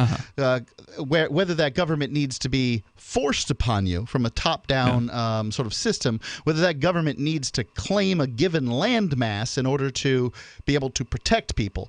I think the role of government fundamentally is protection, that if you're looking for essentially an insurance policy or something to protect you from poverty and that sort of thing, that that's what insurance companies would be for. We need poverty insurance, and perhaps if government got out of that business, then somebody would step in. Yeah, I appreciate your clarifying. Governments as we know them. I mean, until we finally have the government that actually allows people to leave and join as they wish, then, Cruise ships, right? Like you get to join a cruise ship. They claim dominion over a given area. There's a government who has dominion over the cruise ships. They're all licensed under some state. The toll-free number here is 855-450-FREE. That's 855-450-3733. And if they don't pay their fees, I imagine that state will forcibly take the ship. More coming up. It's Free Talk Live. Being self-reliant is about being prepared and to do what you need to have your own source of renewable energy. Portable Solar LLC offers the most powerful EMP-hardened solar system on the market that is transportable from place to place, and the best part, it's very affordable. Contact them at portablesolarllc.com or call for details at 972-575-8875. Sol Arc EMP-hardened solar generator energy insurance for your family or business. Call Portable Solar LLC today or go to portablesolarllc.com to check out their patent-pending technology. The answer to being in control of your own healthcare is freedom from insurance. Become part of a group of self-pay patients that come together to share in each other's medical expenses. Individual share amounts begin at $107 a month and $347 for families. Choose from 3 health-sharing programs. Holistic treatments may be eligible for sharing. See guidelines. Discount programs available for dental, vision, and pharmacy. Go to libertyoncall.org. That's libertyoncall.org. Is spreading the message of liberty, cryptocurrency, and peace around the globe worth $2 per month to you? As you may already know, in addition to our internet feed, LRN.FM broadcasts on free-to-air satellite across North and Central America, as well as Sub-Saharan Africa. And we've been available on satellite for free 24/7 since 2010. The LRN.FM free-to-air satellite signal is reaching some of the most oppressive regimes in the world, and there's no doubt our ideas are making an impact. You can learn more about the channel's impact by watching the 3-minute video at fund.lrn.fm. If you'd like to help free minds globally with our ideas of liberty, cryptocurrency, and peace, you can donate as little as $2 per month via fund.lrn.fm. You can help us continue and expand our satellite broadcast to multiple continents. Visit fund.lrn.fm today, and thank you for your help. Don't forget to share the link on social media. That's fund.lrn.fm. I love My Magic Mud. I drink a lot of coffee. I had stains on my teeth. Then I found My Magic Mud, and I was told it would remove stains. So I paid attention when I brushed the first time. My Magic Mud is black tooth powder, and the difference it made in my teeth in one application was noticeable. With 4, my teeth were as white as you normal folks out there. Please go to mymagicmud.com and buy a jar. There's 150 applications for $25. You can use Bitcoin, mymagicmud.com. If you want to know the latest about Free Talk Live before we go on the air, all you need to decide is how you want it delivered. It's your choice. Visit news.freetalklive.com. You can get emailed announcements and participate in contests via our email updates list. Plus, we have a Twitter account that you can follow and a Facebook page where you can become a fan. So visit news.freetalklive.com to get news about Free Talk Live as soon as it's announced and the way you want it delivered at news.freetalklive.com. That's news.freetalklive.com. I've been told no in many different ways. I give you an order and you're going to obey it. George, you can go this way. You can do that and you have to leave here. You cannot bring signs into the rally. Walk with me. Well, I'm comfortable here, actually. Whoa. Hey. Who do you think you are? Excuse me. There is no video and audio allowed in this office. No, I have work today. You ain't going to make it. Wait a minute. Hey! Oh my God! Unbelievable! Why are you running from me? Because you scared me. What am I being detained for? You're being served. What is this? You're being served. What is this? Bureaucrats have a funny way of telling people no. That's the sound of the men working on the chain. Derek J's Victimless Crime Spree. Watch it for free and order the Director's Cut DVD at victimlesscrimespree.com. While our satellite channel is free to listen to, it's not free for us. You can help us cover our satellite costs with the chip-in on the right side of the page at lrn.fm.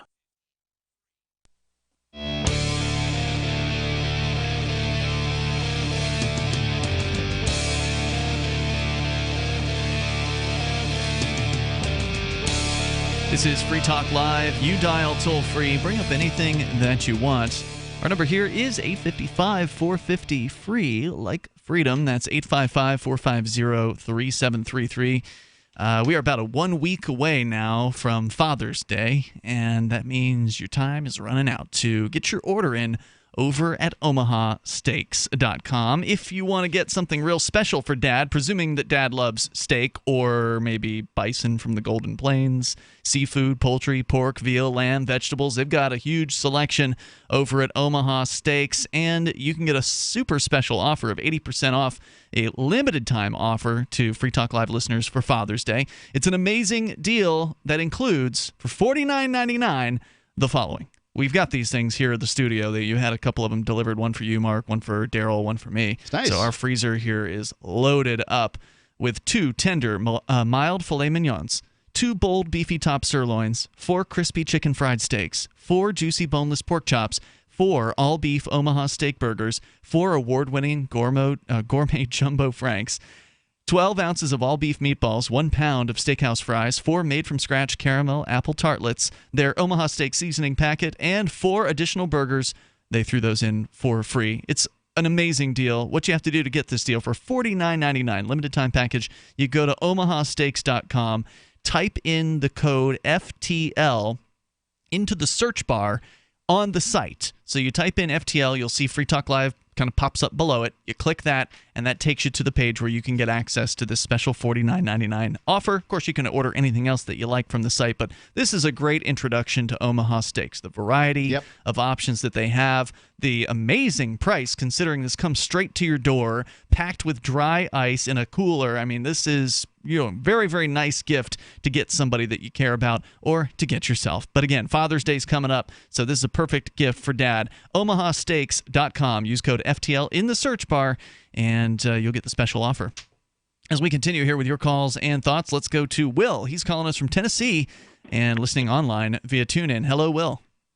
Hey, what's up, guys? How you doing tonight? Hey, it's Will Coley from Muslims for Liberty. What's on your mind, Will? Well, I heard you guys were going to be discussing the Fearless Girl and everything that happened in New York. The what that happened in New York? Fearless Girl. Fearless Girl. I heard you guys talking earlier that you were going to be bringing up Fearless Girl. Yeah, Johnny Ray had a story about apparently a urinating dog being put next to the Fearless Girl. Apparently there's a statue of a girl that was put in front of the Bulls on Wall Street, but we haven't actually gotten to the story, so what do you know about it? Oh, well, actually, this was actually something that happened yesterday with Fearless Girl, where protesters in New York City dressed her up in a burqa and took pictures of themselves with her as they mocked and hurled curses at Muslims who were there. What ended up happening, though, was the organizer of this big anti-Muslim protest in New York City, one of the organizers had a heart attack during the protest and had to be rushed from the scene in an ambulance. And being the crazy guy that I am, I came up with this idea that wouldn't it be nice if we took someone who's basically had a heart attack from getting themselves whipped into a frenzy over their hatred of Muslims, if we got Muslims to pay for the medical expenses that heart attack incurred. So we started a launch good. We started a launch good campaign last night. It's already raised over $1,000. By last night, I mean like 5 o'clock this morning. Wow! But in the last few hours, we've raised about $1,000. There've been over 50 donors. Got huge, great response online and social media. But, yeah, I thought you were going to be talking about that story with Fearless Girl, so I could lead you into that story, but I guess I was that's interesting. incorrect. Now the Launch Good, I know you've mentioned that before. That's like a fundraising platform, but it's like, is it just for Muslims or Muslim projects or what? It's run by Muslims. Mm-hmm. It's a company, it's a startup project that was started by a guy that I know named Chris. And basically, we had him on the Call to Freedom a couple months ago, and he said that he created this platform because he wanted to remind Muslims that they are a community of doers, not a community of victims. And that basically it's a way for us as members of the American Muslim community kind of empower each other financially to do these different good things. Like the money for the Call to Freedom, for all of our equipment, we raise on Launch Good in the matter of about 3 days. We raised money for the Porcupine Freedom Festival on Launch Good. And Launch Good also raised hundreds of thousands of dollars to repair Jewish cemeteries. They raised hundreds of thousands of dollars for the victims in the Portland attack a few weeks ago. They raised hundreds of thousands of dollars for the victims of the San Bernardino attack. So they do really great work. And I went to Chris and I was like, look, man, I got this idea. And he was like, I don't know. I mean, there could be negative reaction because this guy's like out there protesting about how he hates Muslims. And now you want to like help him. And I was like, the Prophet Sallallahu Alaihi Wasallam, there was a woman who used to pour garbage and entrails and things on his back when he prayed in the morning. And one day he woke up and she didn't come and do it. And he was concerned about her, and he went and checked on her and saw she was physically ill and sent for a doctor to come and take care of her. So if we want to emulate and we want to show that example to the public, then whether it's controversial or not, that's awesome. It's something that should be done. And Chris said, okay, we'll do it. And, alhamdulillah, it's had a really great reaction. The link is launchgood.com/project/Frank. Because the gentleman who had a heart attack, his first name is Frank. He is a leader in the anti-Muslim movement in New York City, and we wanted to return. We do too, and we wanted to return a harsh word with a good action. I think that's awesome, and so you don't have to be. So wait, what was it? Launchgood.com. What? Yes, /projects. Oh, projects. Okay, I had just put in /Frank. Okay, I had just put in project. So I didn't catch the S there. So launchgood.com/projects/Frank, and you don't have to be a Muslim to contribute. It's just that the Muslims are putting this fundraiser together. You are involved in this. Organized by Muslims on a platform hosted by Muslims. Most of the donations thus far, the 50-some-odd donations, have been by Muslims. You don't have to be a Muslim to donate at all. Maybe I'm mistyping it again here. Launchgood.com/projects/Frank is not coming up for me. But then I will send you the link. Yeah, please do. It was working for me earlier. I will. I'll send it out to you in just a minute or two. Okay, and then we'll mention whatever it is on the air, and you'll have to give us an update on this if you would, Will, as this develops. How long does the Launch Good last? Because I know, like with Kickstarter or Indiegogo, there's usually some set amount of time. Is this an ongoing thing? We set this one until July the 8th. Okay, but hopefully we will come up with the $10,000. Long before then. I mean, like I said, it's not even been up a full 24 hours, and they've already raised over $1,000 with over 50 donors. That's great stuff. So, and again, it says it's a picture of him. It says right in the pitch for a donation. This guy led an anti-Muslim protest. Mm-hmm. He led protesters to attack Muslims.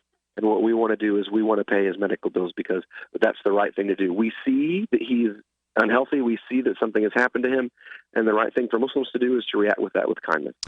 Very good. Hey, are we going to see you at Somalia Fest next week? I know you're gearing up for the Porcupine Freedom Festival, but yeah, we're going to show up Sunday morning sometime, hopefully, and we'll be doing the Porcupine Freedom Fest food that we normally do, where we bring Ramadan with us.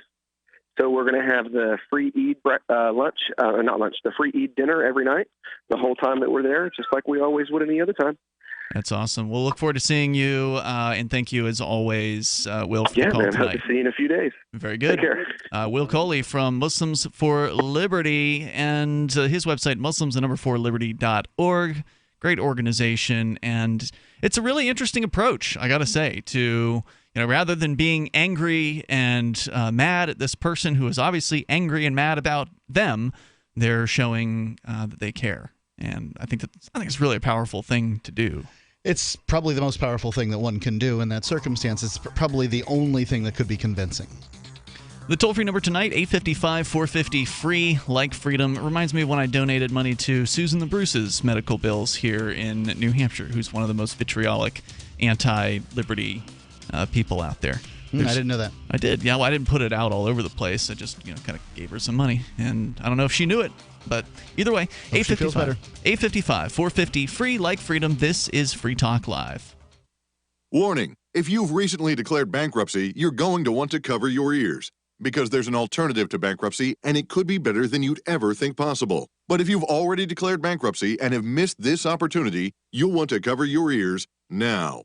Here it is. Right now, the company that has resolved more credit card debt than anyone in the U.S. may be able to settle your debt too. You could resolve your debt with one low monthly program payment. If you call right now and qualify, Freedom Debt Relief will show you how low your monthly program payment could be for free. Call now, 1-800-660-1581. That's 1-800-660-1581. If you're struggling with debt, this could be your answer. And the bigger your debt, the more money you could save. To find out for free how much of your hard-earned money Freedom Debt Relief could help you save, call now. 1-800-660-1581. 1-800-660-1581. 1-800-660-1581. If you're 85 or younger, would you like peace of mind and comfort for your family? We're Final Expense Direct with an urgent message for you. The average funeral today costs over $8,000, but the most you'll get from government benefits is $255. How will your family pay the difference?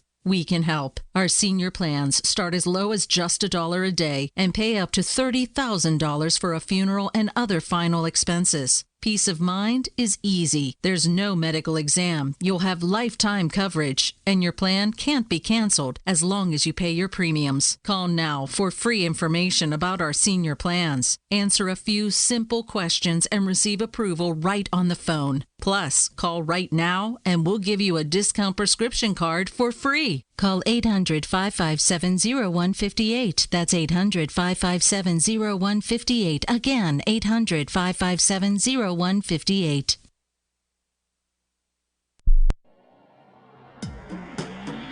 Free Press Publications is an independent, alternative media and publishing company founded in June 2009 with the mission of ensuring a free press for the freedom movement and is committed to spreading the message of peace, freedom, love, and liberty. FPP also gives new authors an avenue for publishing freedom-oriented material. FPP brings you daily news and commentary on the website fpp.cc, as well as a daily 5-minute newscast, FPP Radio News, and weekly news, views, and commentary in the FPP Freedom Minute and Peace, Love, Liberty Radio at fppradio.com, and the monthly newspaper FPP News at news.fpp.cc. Find FPP online at fpp.cc. That's fpp.cc, as in Creative Commons. Here's a chance to do a little activism while you're cruising Facebook, Twitter, or Google+. Between the LOL cats, the recipes, the hot girls, and the inspirational sunrise memes, Free Talk Live's posts pass by your newsfeed. Like them, comment. It gives us more exposure. If you don't see our posts, click like at facebook.freetalklive.com and then hover over it to click Get Notifications. It's an easy way to spread the ideas of liberty a bit further. I know you're busy, but you can spare that 1/10 of a calorie it takes to click on something. facebook.freetalklive.com. Ross Ulbricht was convicted in early 2015 of running the infamous Silk Road Underground Market. The Silk Road was a gift to humanity and helped reduce the harms brought on by drug prohibition. For this good deed, Ross has been sentenced to life in prison with no possibility of parole. Now, an appeal is Ross's only chance, and he needs your support. Please visit freeross.org, where you can contribute via various methods, including Bitcoin. Visit freeross.org. That's freeross.org. Help get LRN.FM into more ears. Visit promote.lrn.fm for a free bumper sticker, flyers, banners, graphics, and more. Promote.lrn.fm.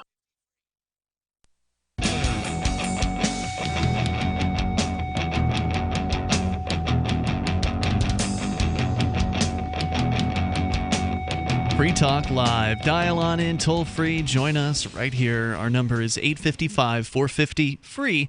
Like freedom. That's 855-450-3733. We've got Skype as well. The Skype username is LRN.FM. Tonight in the studio with you, it's Ian, Johnny Ray, and Mark. Of course, if you want to get behind Free Talk Live, one of the best ways to do it is to amp the show over at amp.freetalklive.com. AMP stands for Advertise, Market, and Promote. It's $5 a month.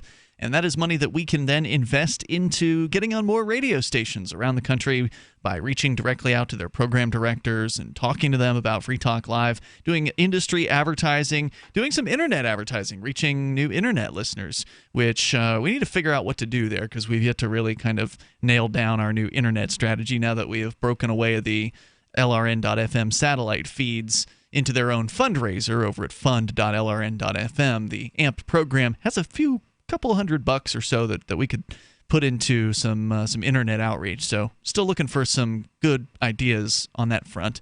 So if you want to contribute ideas, you can join us discussing that sort of thing on our AMP-only Facebook group, which is one of the perks you'll get as a Free Talk Live amplifier. We also have the AMP badge now available on the forum, the new Free Talk Live forum at forum.freetalklive.com. Amplifiers also get access to a special AMP-only podcast, which doesn't have the regular commercials our normal podcast does. And you get some other perks, too. So go and get the full list over at amp.freetalklive.com where you can get signed up with Bitcoin. You can use credit cards and PayPal to get signed up. It's $5 a month, and it makes a big difference for us when you do it. So please, great way to directly support this program's continued expansion.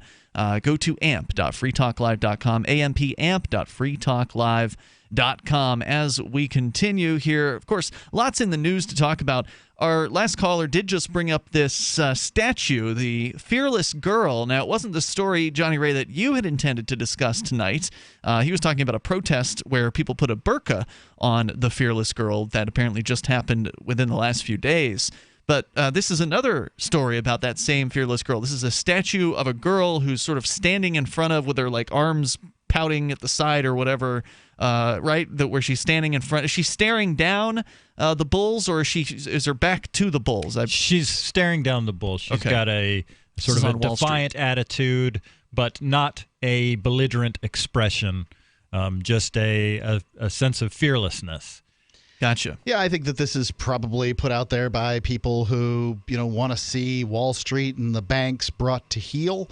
That we're the little guys and we're gonna stand up to you, kind of thing. The Fearless Girl statue was commissioned by a financial institution in order to promote one of their funds. Ah, fun. And I think that that's a fair thing to say is that Wall Street is driven in large part by 401ks of Americans' retirements. So when you say you're going to stop Wall Street, don't forget you're talking about stopping people who've got enough wherewithal just to save a little bit of money. People who've made that decision, that sacrifice in their life to save some money. That's another difficulty. Look, I don't support the decisions that banks made or anything like that, and I'm very, very clear that nobody went to prison for the banking scandal, but the politicians paved the road for all this stuff to happen, and nobody ever wants to hold them responsible. We're going to get into what happened with apparently now a urinating dog has been added to the mix, and Johnny, I'm pretty sure it's gone now. Oh, it's gone already. Actually, it didn't last more than a day. Well, we'll get into it coming up here in moments, but we're actually going to the phones, in this case to Skype, where we have our first ever Skype video call. We've been able to look at your video up until now, but now we actually have added thanks to some fancy software behind the scenes here, the ability to actually mix in your video with ours. So welcome to Zach in Minnesota. Zach, you're on Free Talk Live. Hey guys, I'm kind of honored I'm the first ever. Am I coming through okay? So far, a little bit of a hiccup there, but that happens sometimes. Go ahead. Okay. If not, we can go to audio only. Just let me know. Yep. So I just wanted to touch base real quick on the call that was about the pledge. And he brought up a lot of things that I hear a lot, and I also need to put out my qualifications for the people I'm about to make upset. I was in the reserves, Navy and Air Force. I know that doesn't mean a lot to you guys sitting in the room, but it means something. It means a lot to a lot of people who are listening to this. Now, this thing about the pledge. Yeah. So this thing about the pledge. There's a couple things I want to touch on, because I hear this quite frequently, that it's not the government, it's the people and the country and the mountains and the birds and the rainbows and all that crap. Yep. I think that's a lot of malarkey. If we just look at the words that are in the pledge, I think we can pretty much put that argument to bed. Because I'm a big fan of language and semantics, and Ian, I know you are as well, because words matter, because they have meanings. So there's a couple words, just allegiance, pledging loyalty, a commitment to something. That's one thing. A republic. Well, I don't have a problem with commitment, but liege. It's important to point out that liege comes from, like a king, right? Like my liege. That's what allegiance comes from. It's saying that you're giving that kind of fidelity to a king, and it's equating the U.S. government, an organization that was instituted from breaking off from a king. Just the very term of allegiance being used in that circumstance is telling. Right. Allegiance. It's from feudal times. Yeah. When you would pledge your loyalty or fealty to a lord or a king or anything like that. That's what the word means. And I think that's very important, because you're pledging allegiance to something. And what is that something, I think, is the crux of this argument. A lot of people, it's the government, and a lot of people will say it's the country. And I think it's quite obviously the government. Because again, so the words are to the flag and to the republic for which it stands. Yeah, that's the government. That flag is a government symbol. That flag wasn't created to represent Yosemite Park and the lakes and the birds and it's a government symbol. Right. If you look at the elements of the flag, you've got the 50 stars, which stand for the 50 states bound together in this union, and then the 13 original colonies are the red and the white. Isn't that right? Right. And then blue is always very much a color of government. So, I mean, that's all government mixed in together. That's the whole point of the flag. Yep. Yeah, and the last bit I wanted to touch on is that when you force or expect such an oath like that, it really takes the meaning out of it. And force doesn't need to be a gun to your head. It can be societal pressure. And if you're going to give the stink eye and throw a beer at some guy at a football game because he won't stand up for the pledge, you're forcing him to do it, and that takes all of the meaning. And I just want to close with, I just think it's funny to reflect on that the kind of people who most commonly, who are the fiercest supporters of saying the pledge and making it all but compulsory, the fiercest supporters of that tend to be conservation, white Southern conservatives, who their grandfathers and great-grandfathers fought in a war against the government. And they often times fly the Confederate flag, which is strange. Right. They staunchly defend this pledge that was by a Yankee socialist from New York. Yeah. So you guys out there who really love this pledge, I just want you to think about the things that I said here. And that it's not to the country. There's no argument for that. It's absolutely to the government. Great points. Zach, thanks for the call tonight. Appreciate hearing from you, and thanks for being our guinea pig there with our very first video connection. So thank you for that. So toll-free number, by the way, is 855-450-FREE, like freedom. That's 855-450-3733. This often comes to mind for me, which is is America the Beautiful, this song that at one point was considered for the national anthem. And if they had the kids sing this, I think there'd be a lot fewer problems. It doesn't have the messed up verbiage.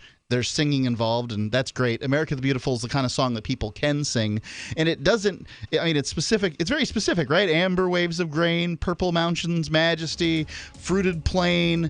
It's got this God shed his grace on thee situation, but, every country believes that God likes them. It's still brainwashing.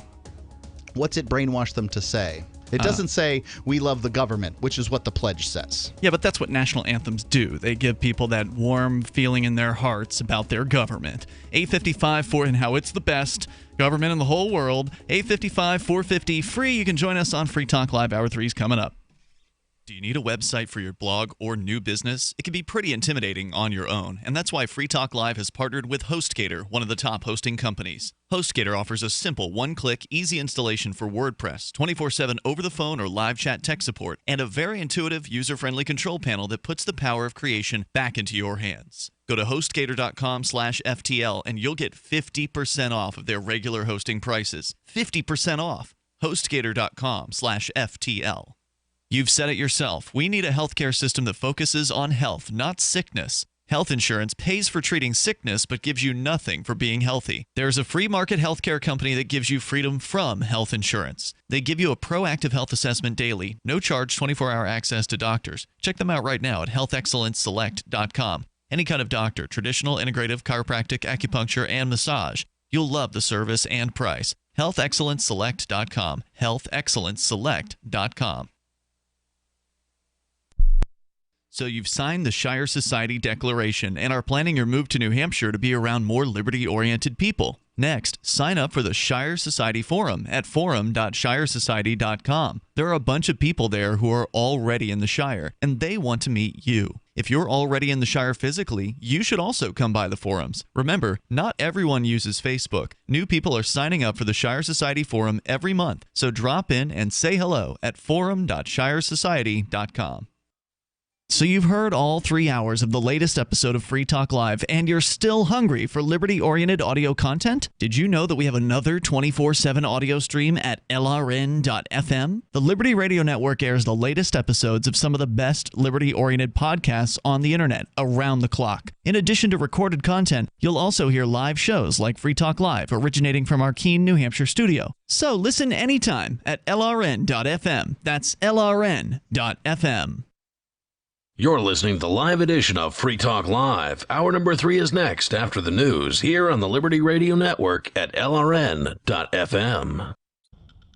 From Keene in the Shire, the Liberty Media capital of the world, this is Daryl W. Perry, host of FPP Radio News for Sunday, June 11th, 2017. Silver is trading at $17.24 per ounce. Gold is valued at $1,267 per ounce. Bitcoin is trading at 1.7 cents, and the average price of Bitcoin is $2,871. Antiwar.com reports a member of the Afghan Army's commando forces has attacked and killed 3 U.S. Army Rangers in the Nangarhar province, wounding a 4th American soldier. The gunman was killed in return fire by U.S. forces. The attack came during a joint operation in the Achin district, which is one of the main bases in the operation for Afghanistan's the Islamic State affiliate. The Taliban issued a statement following the attack, claiming that the gunman, who had not been identified, was an infiltrator from their forces. This is the deadliest such green-on-blue attack since a similar incident in March, which also killed 3 U.S. soldiers. Such incidents used to be much more common, but in recent years, U.S. and NATO forces have greatly limited their amount of direct contact with the Afghan military. As the U.S. looks to escalate its involvement in Afghanistan again, both trying to fight the growing the Islamic State affiliate and trying to keep Afghanistan from suffering an outright defeat to the Taliban, they're putting troops increasingly back into these joint operations, leaving them exposed to shootings, whether by Taliban infiltrators or just malcontent Afghan soldiers who have grown weary of 16 years of U.S.-led military occupation. For nearly 40 years, Roberts & Roberts Brokerage has been a trusted source for buying and selling precious metals like gold and silver. They also take Bitcoin for precious metal purchases and have permanently removed the minimum purchase amount for all orders paid in the digital currency. Call Roberts & Roberts today for knowledgeable advice on buying and selling precious metals and a forward-thinking approach to new technologies. 800-874-9760 or visit online at rrbi.co. UPI reports voters in Puerto Rico will head to the polls on Sunday to assess their views on whether the island will remain a commonwealth, become a U.S. state, or seek sovereignty. If Puerto Rico, facing a decade-long recession, votes for the second time in 5 years to become a U.S. state, its government will then be required to lobby U.S. Congress to pass a statute officially admitting it as the 51st U.S. state. Members of Congress, however, are not mandated to act on the symbolic vote. Puerto Ricans are U.S. citizens that can move freely within the United States and send a non-voting delegate to the U.S. Congress, but they do not pay federal taxes and can't vote for U.S. president. Puerto Rico, as a non-incorporated territory of the United States, has its own constitution, its own set of laws, and elected officials, but the U.S. government can override its laws and other local decisions. Sunday's vote will be the 5th referendum on Puerto Rico's status, with the margin of voters favoring statehood increasing steadily with each vote, from 39% in 1967 to more than 46% in 1998 to 61% in 2012. In November, 2 pro-statehood candidates were elected to office in Puerto Rico, including Democratic Governor Ricardo Rossello and Jennifer Gonzalez, the Republican resident commissioner who is Puerto Rico's only representative in Congress. The 2012 vote for statehood did not result in any change in the island's status, but Rossello said he will work to fulfill the results of this year's vote, telling CNBC, "My commitment is when we have the vote, we will use our resources with the government to move forward. If Puerto Rico again opts for statehood, Congress is not required to act." Republican leaders, including President Donald Trump, have expressed disinterest in offering the island what they call a bailout by awarding it statehood. Rossello denied Puerto Rico seek such help and said statehood would help improve its financial situation by placing it on equal ground with other U.S. states, saying, "We wouldn't want a bailout. I'm no fan of bailouts. I think we need to assume responsibility for what's going on here." Gonzalez said Sunday's vote will be the first statehood referendum where the U.S. Department of Justice has defined the choices on the ballot as part of an agreement that originally promised $2.5 million to Puerto Rico towards the cost of the vote. The department rejected the funds after suggesting several changes, and although the changes were made, Puerto Rico paid the full $7 million cost of the vote on its own. Gonzalez says that this is not about the money, this is more than that, so keep the money, let us express ourselves, and that is what we're going to have on Sunday. You can support FPP Radio by shopping online. Whether you're looking for precious metals, bitcoins, or books, you'll find that and more at shop.fppradio.com. Every purchase you make from one of my affiliates at shop.fppradio.com helps fund FPP Radio. That's shop.fppradio.com. This has been FPP Radio News, online at fppradio.com. Millions of Americans are irrationally feared dead following a train derailment near Wilmington, Delaware. Less than 200 people were aboard the train, but because no names have been released yet, countless more are being imagined trapped inside the wreckage by worried parents and overly anxious friends. And the list of imagined victims is growing by the minute. From brothers-in-law who live in Delaware, who usually drive but could possibly have been on that train, to friends who went to Delaware on a business trip and may have been next to the tracks for some reason when the train derailed. And sadly, we're getting reports that even those who have never been to Delaware are now also among those irrationally thought killed. Oh, and we are just now getting word from Homeland Security that they're now warning people their fears may spiral into a wholly new fear that their loved ones never existed at all and are just byproducts of a drug-induced lucid dream in which their consciousness is currently imprisoned. Such a shame, since this is reality. There is nothing beyond this. To believe otherwise would be folly. This is the Onion News Network.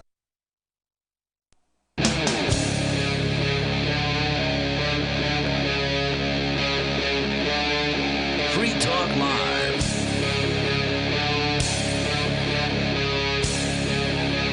Free Talk Live. Dial on in toll free, bring up what you want. Just dial at 855-450 free, like freedom. That's 855-450-3733, and Skype in at Skype username LRN.FM. Tonight in the studio with you, you've got Ian. You've got Johnny Ray. And Mark H. Coming up, the Fearless Girl apparently has the addition of a urinating dog as of this weekend, and Johnny Ray has that story. Plus, you can share your thoughts on whatever you want. Also, Mark, you're going to be telling us about gay Trump supporters that have been denied entry into, what was it, some sort of gay parade or festival? Or what were they denied entry into, Mark? I haven't read the story. The Charlotte Pride Parade. Pride Fest. I blame Johnny Ray.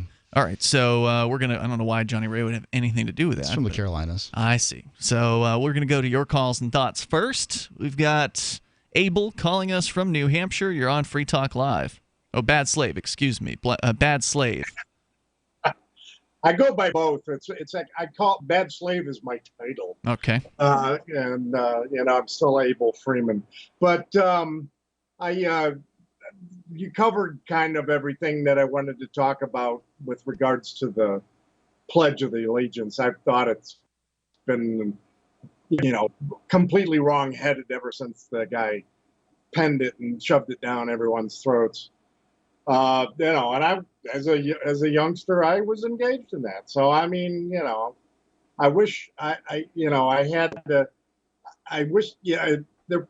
the authoritarian acceptance of the day of my parents, which was in the 50s, and earlier, they were born like in 25, 27, and anyways, they went through World War II, and that just ingrained with the authoritarianism, and so I didn't have an opportunity to kind of even discuss that stuff with my family, and I've kind of had to come from behind and catch up, and so here we are. And the thing that I wanted to bring up is, what is the smallest government? And my take on it is that each one of us is the smallest government. And sure, the individual. Yeah, Yes. it's the self-government would be it. But, I guess the people, the immediate next question is, what happens when government fails on the smallest level? Like with a crazy person? Sure. I mean, well, wait a minute.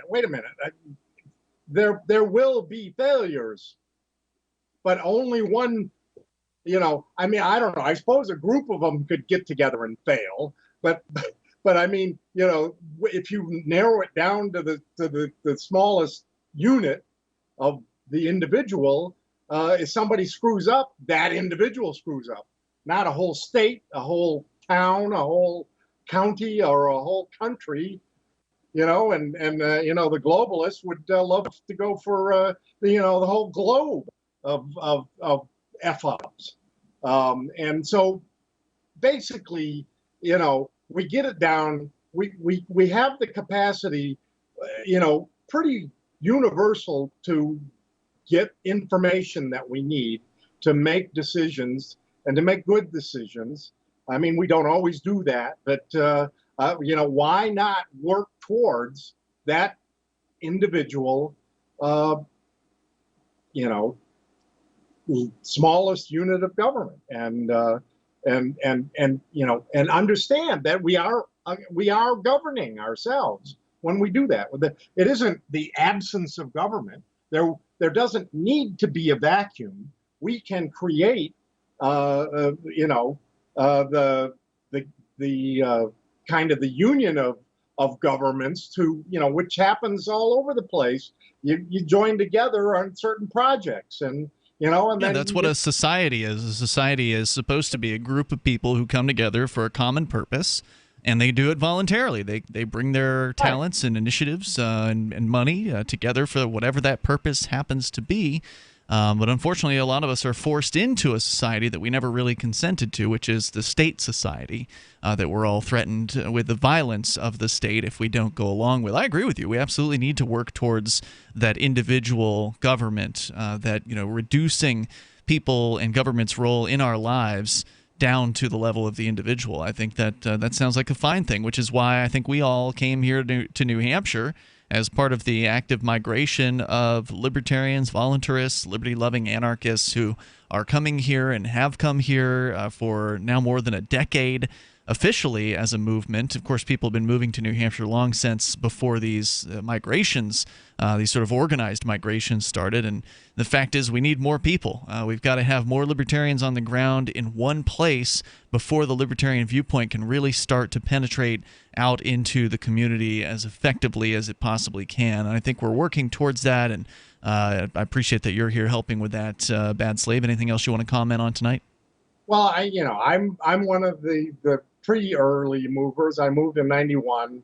and I moved from Massachusetts, and it was deliberately for things that I considered more liberty over the border from Massachusetts, and I was really pleased. I mean, immediately I changed jobs within the same company, and I immediately got a raise because I was no longer paying Massachusetts state income tax, which was Sweet. pretty nice. And, yeah.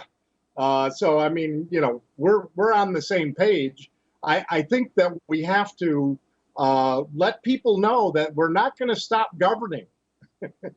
That's just not going to happen. We're not going to turn into a bunch of brainless idiots out there that can't make a decision for anything. Yeah, those people are already in the government, the brainless idiots. They're called politicians. I believe so. I see that the collection of taxes from the very get-go, from the moment that somebody says, well, we got to have these taxes, and then there's someone else that says, no, I don't want to pay those taxes. And so the coercion starts. And once you entered in with coercion and the threat of force to collect taxes, that is an introduction into corruption. And it's true. Everything. Right. And power corrupts. They'll say that the taxes are for services that are necessary, and certainly services are necessary. But the problem is when you have a monopoly and that monopoly gives you no option, those services are going to be the pricing is going to be all screwed up because monopolies are, they're noted for high prices, poor customer service. Does that describe the government, people? This organization that has had, in the case of the United States, a monopoly for well over 2 centuries now. It's the oldest governing document on the planet, the United States Constitution. Does the terminology poor customer service and high prices, does that describe the federal government? And then ask yourself, does that describe your state government? Does that describe your local government? Does fiscal responsibility and excellent customer service describe any government? Pretty much no. Anywhere. And the reason is because these organizations are monopolies. They're, we're told they're the monopolies we must have in order to protect us from the monopolies, which is kind of a crazy thing to say. I feel like I pay 50% of my income in order to foment hatred against me abroad and fund pirates on the road who make sure that I've got the right colored sticker on my car or else. Do you Pretty think much. that, sort of your average paycheck, do you think yours 50% of your paycheck, or you're just giving a talking point there that you've heard? No, when I was a younger man in Asheville, I started totting up all of my taxes, including taxes on things I bought, gas, food, sales my tax, income property tax, the whole FICA, everything, and it was near 50%. Wow. Hey, thanks for the call tonight, Bad Slave. Appreciate it. The toll-free number is 855-450-FREE, like freedom. That's 855-450-3733. We've got Skype, the Skype username, if you want to join us, just as Bad Slave did. The Skype username is lrn.fm. And if you're going to send us video, recommend you hardwire your device, if possible. So if you're on a laptop or something like that, plug it into your router. That way you'll have the best possible quality. There's more coming up here. It's Free Talk Live. Have you ever thought you'd like to flip houses but didn't know how or where to get the money? Are you ready to be your own boss so you can start living the good life? Hi, I'm Preston Neely. I used to be so broke. I had my electricity turned off 9 times, but I figured out a way to quit my job and find financial freedom in real estate. For a limited time, I want to send you a free copy of my smash hit selling book, How to Get Rich in Real Estate. It shows you how to copy exactly what I did so you can make money from the comfort of your own home without even doing any manual labor. I've already given away 5,000 books and they're going fast. To get one before they're gone, call 1-800-958-9256. Listen, if you're sick and tired of stressing about money, this book could change your life.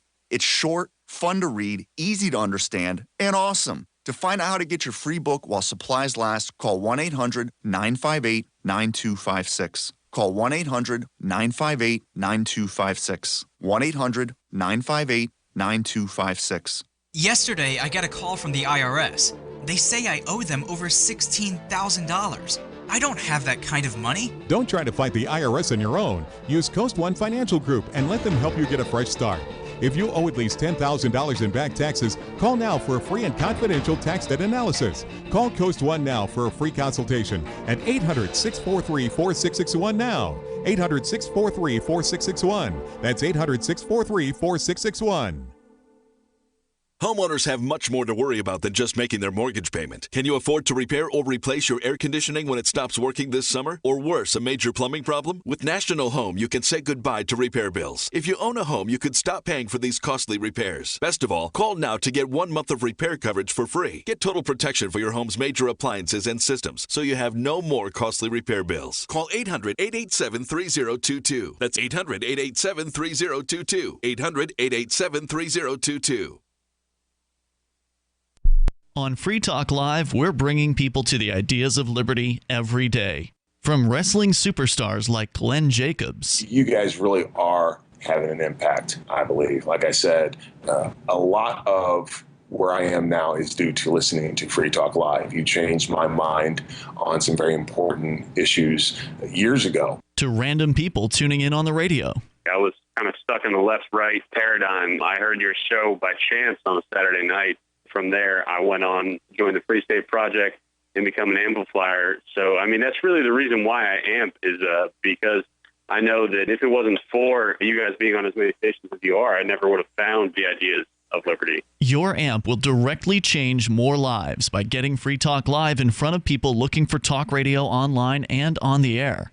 When you amp Free Talk Live, you get perks like access to the AMP-only Facebook group and AMP podcast. Visit amp.freetalklive.com. LRN.FM is proud to announce our official listening apps for Android and iOS devices. Now you can easily tune into our streams anywhere, anytime on your smartphone or tablet. Just visit apps.lrn.fm or search for LRN.FM in the Android or Apple app stores. Please download, rate us 5 stars, then share the link on your social media and let your friends and family know how you're listening to LRN.FM. Download it now, free at apps.lrn.fm. The new 4th edition of Healing Our World, The Compassion of Libertarianism, will take your understanding of liberty to a deeper level and has over 1,300 updated references, new cartoons, and a foreword by Dr. Ron Paul. With discounts for multiple book purchases, the 4th edition of Healing Our World is a great gift for the liberals, pragmatists, environmentalists, and Christians in your life who think libertarianism is cold-hearted. Get yours today at healing.freetalklive.com and use promo code FTL for a $5 discount. This is the Liberty Radio Network, broadcasting the latest liberty-oriented audio content 24 hours a day at LRN.FM.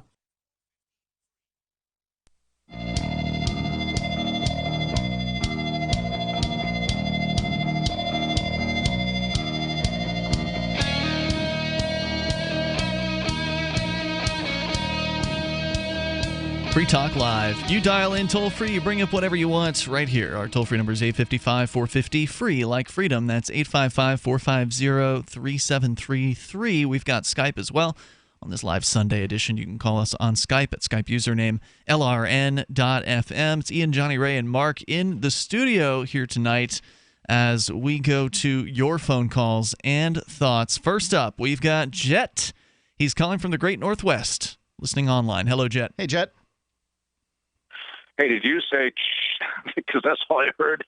Huh? Anyway, it must be me. Jet. Yes. You must be talking about me. When they turn your when Ian pushes the button to put you on the air, there's the noise. Yeah, and it's disconcerting to callers. Ian, have you ever been a talk radio caller? Oh yes, many times. Okay. Yes. It was just kind of funny. There's so many on the air. Okay. I don't know what you guys have been talking about, but a lot of times Sundays you talk about religious things. I actually want to talk about nullifying governments, but I just want to interject that I'm probably one of your best sources when it comes to rebutting biblical passages such as Romans 13, 1 Peter 2, and Titus. Yep, 3, Romans 13 was brought up on the show this week, and if you could tell people what that says. Oh, that's it says some really interesting things to a lot of people. the primary false teaching that's going on is that somehow that we individuals are supposed to be subject, or what's the other word? I guess subject is the word, to the governing authorities. And now I prefer the King James, of course, which says to the higher powers. Mm. But yeah, it depends on the translation. Just wanted to mention that. I just and what I did, I'll just go over this real quick. But I had the nullify government thing really in mind for today. But the trick with Romans 13 is I have people draw a circle and say right in there, every soul, because that's what it says. Let every soul be subject to the higher power. And they write this every soul in the. I said, now tell me where higher powers go. And I go, well, it says every, and that's a key word here. Every means all. In other words, none are excluded. So if every soul is to be subject to the higher powers, then there's none excluded. So higher powers must mean something else other than a soul. Right, because in theory, the government people have souls somewhere in there, and so therefore they would be subject to that, is what you're saying. But they are not the higher power. They're just people. Yeah, exactly. And I can just go down the list and destroy any argument that they would have. But I want to talk about what is the most effective way to nullify government. Yeah, what is it? Well, I've tried to get this into you guys' heads for the last few years, but essentially what it is countering the psyop of this universal speak, or what do we call collective speak? When we use the term governments and things, by simply speaking out individual names. For example, if you're talking to a policeman, try to get him to give you his first name. They get very strange about that. Yeah, a lot of them don't like it. They'll tell you officer is their first name. Yeah, settle they down. Want to be smart. Settle down, Steve. It'll be all right. Yeah, and that's how we have to do. In our minds, we have to think of these as just other people, and the way to do that is to, rather than referring them as governments or agencies or clerks or anything, refer to them specifically as their personage. Yeah, and that way, that everyone else around you will begin to see them. I don't like calling judges. Let me ask you this, Jet. If they demand that I use their title, officer, can I demand that they use my title, intergalactic king of everything? That's fair. That's exactly correct. I call my title Your Majesty. Yes, there you go. I say you can refer to me as Your Majesty. You can refer to me as boss. Right. Well, I mean, this is kind of the thing about these, arbitrary titles. Officer, you want me to call you officer? Which is, that's the title, but it's just a title that... Call them whatever they want. Yeah, sure. Call them whatever they want. Just say, you need to call me Your Majesty. You're the grand poobah of the universe, like I said. Respect my pronoun. Yeah, whatever it is. But that is the one psyop that's going to counter this whole thing we call government. Because whenever you say the government did this, or the FBI did this, or whatever, we have to narrow it down, always bring it down to the individual. Who did what? To show that these are just other people acting in an evil manner, and they have no right to do anything they do. That's one thing I keep stumping people on is, can you explain to me where these people get this right, power, and authority? And then they go, oh, well, it was voted. I said, well, I didn't vote for it. Did you vote for that? Whatever. And then I go through, can you give them anything more than you have yourself? Can you give them gold if you have silver? I step them through all that stuff. But pretty soon, of course, they have to walk away. But yeah, defeated. But that is the psyop that will counter. And I'm telling you, this thing. That's what happens around the world. These people finally get in the mindset that these rulers are just other people. So they go, you know what? They don't get to do this to me. They don't get to keep me from my food, or they don't get to steal half my money. Of course, a lot of the argument I go through as far as taxation is, do you own the energy that you produce every day, to go to work? Do you own yourself? Do you own the labor? I mean, then do you own what you exchange for that labor. I think money. that Now, if you're it's right, yours, Jet, that when people do realize that the government people are just human beings, they're just people, they're fallible, that is an important thing. But I think a lot of them don't just reject the whole system offhand. Like, you can look at the Donald Trump situation. There's plenty of people who have no respect for my president, Donald Trump, right? But they still want a president. They make fun of Donald Trump, the Kofifi. I mean, whatever it is that the latest gaffe is that a human being would make, they'll make fun of him, and it's funny. But it's not like they've rejected the idea of the state. They're just rejecting this particular state chairman, and they want to put their guy in charge instead. that's fine. I tell them, go ahead and have your little thing. Go play your ruler slave game, but just leave me out of it.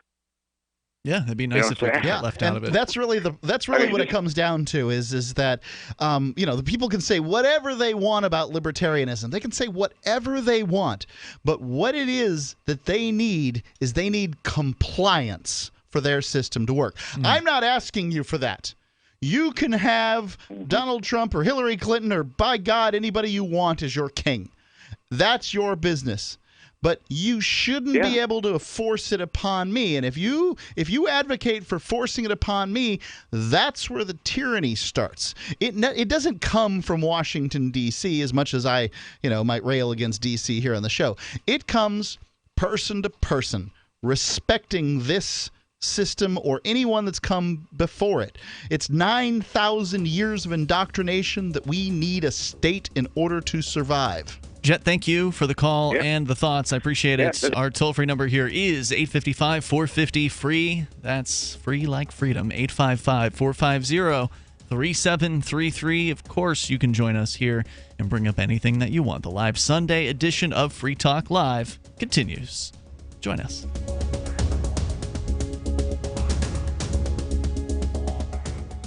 Fully cooked, ready-to-eat bacon. I'm talking thick, meaty, center-cut presidential bacon. Savory and delicious. I buy some, I use some, I store some. Awesome. No refrigeration needed with a 10-year shelf life. NASA-packed technology. Bacon. Fully cooked, fully hydrated, ready to eat right from the packed bacon. Or warm and served. Life-saving, ready-to-eat bacon. 10-year shelf life bacon. Ships free at fullycookedbacon.com. Fullycookedbacon.com.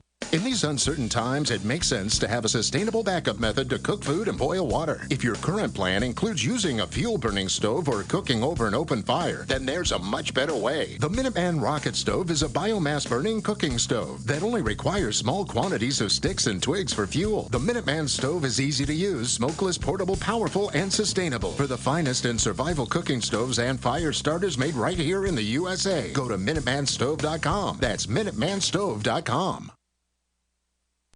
Money, power, and respect are all yours at CreditSuccessSecretsRevealed.com. Be seen as an industry leader. You can do it. The last application you filled out when it was time to hit submit, did your nerves spike? You didn't get the approval you seek, but there's a better way. We teach you exactly what to place into the right systems the right way the first time so you get approved. Get up to $100,000 in instant business credit. Many people will get cash on the spot. Use those two tools in your new corporate credit engine so you can walk into the bank and get your project funded today. It's all about today at CreditSuccessSecretsRevealed.com. Credit Success Secrets Revealed is explosive and ignites instant results. Dial 1-800-707-8719. That's 1-800-707-8719. 1-800-707-8719. Or just go to CreditSuccessSecretsRevealed.com. Cell 411 is a free app for Android and iOS that replaces government-controlled 911. Cell 411 allows you to preset a group of friends or private organizations to show up at any emergency. Cell 411 is a nightmare for the state because it proves their so-called services aren't needed. Cell 411 has had thousands of installs, and of course it's covered by the Bigot no government license. Cell 411 because your friends won't shoot you when you're in trouble. Without the government, who would build the emergency services? You and Cell 411. Get it today at getcell411.com.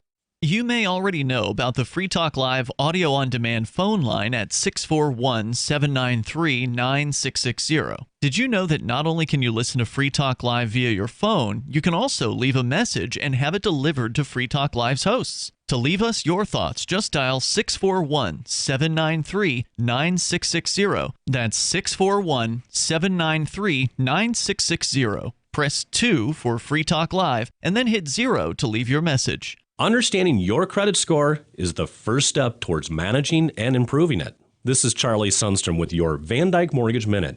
The most influential component of your credit score is your payment history. Almost equally as important is the amount you owe on credit accounts. Also impacting your score, but to a lesser degree, are the length of time you've utilized your credit, the number of new accounts, credit inquiries, and your various types of credit accounts. To help achieve or maintain a healthy credit score, have a system set up to assure your bills are always paid on time. Don't max out your cards. It's better to have a high credit limit with a low balance. Never close old accounts. The age of these can actually help your credit score. But don't be afraid to use your credit. You need several accounts in order to have a credit score. Just keep the corresponding payments within your means. For your mortgage pre-approval and refi needs, start by visiting VanDykeMortgage.com. Corporate NMLS 3035. Van Dyke Mortgage is an equal housing lender. Charlie Sundstrom, NMLS 134251. You can sign up to receive the latest about the Liberty Radio Network via our email updates at updates.lrn.fm. That's updates.lrn.fm.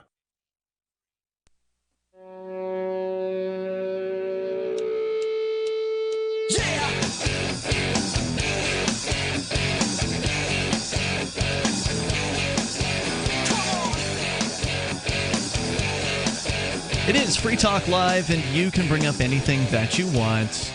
Our toll-free number is 855-450-FREE, like freedom. That's 855-450-3733. We've got Skype, and the Skype username here is LRN.FM. Tonight, in the studio with you, it's Ian, Johnny Ray, and Mark. And we've got the Free Talk Live, well, not Free Talk Live, but LRN.FM satellite feed fundraiser that has gone up on Patreon.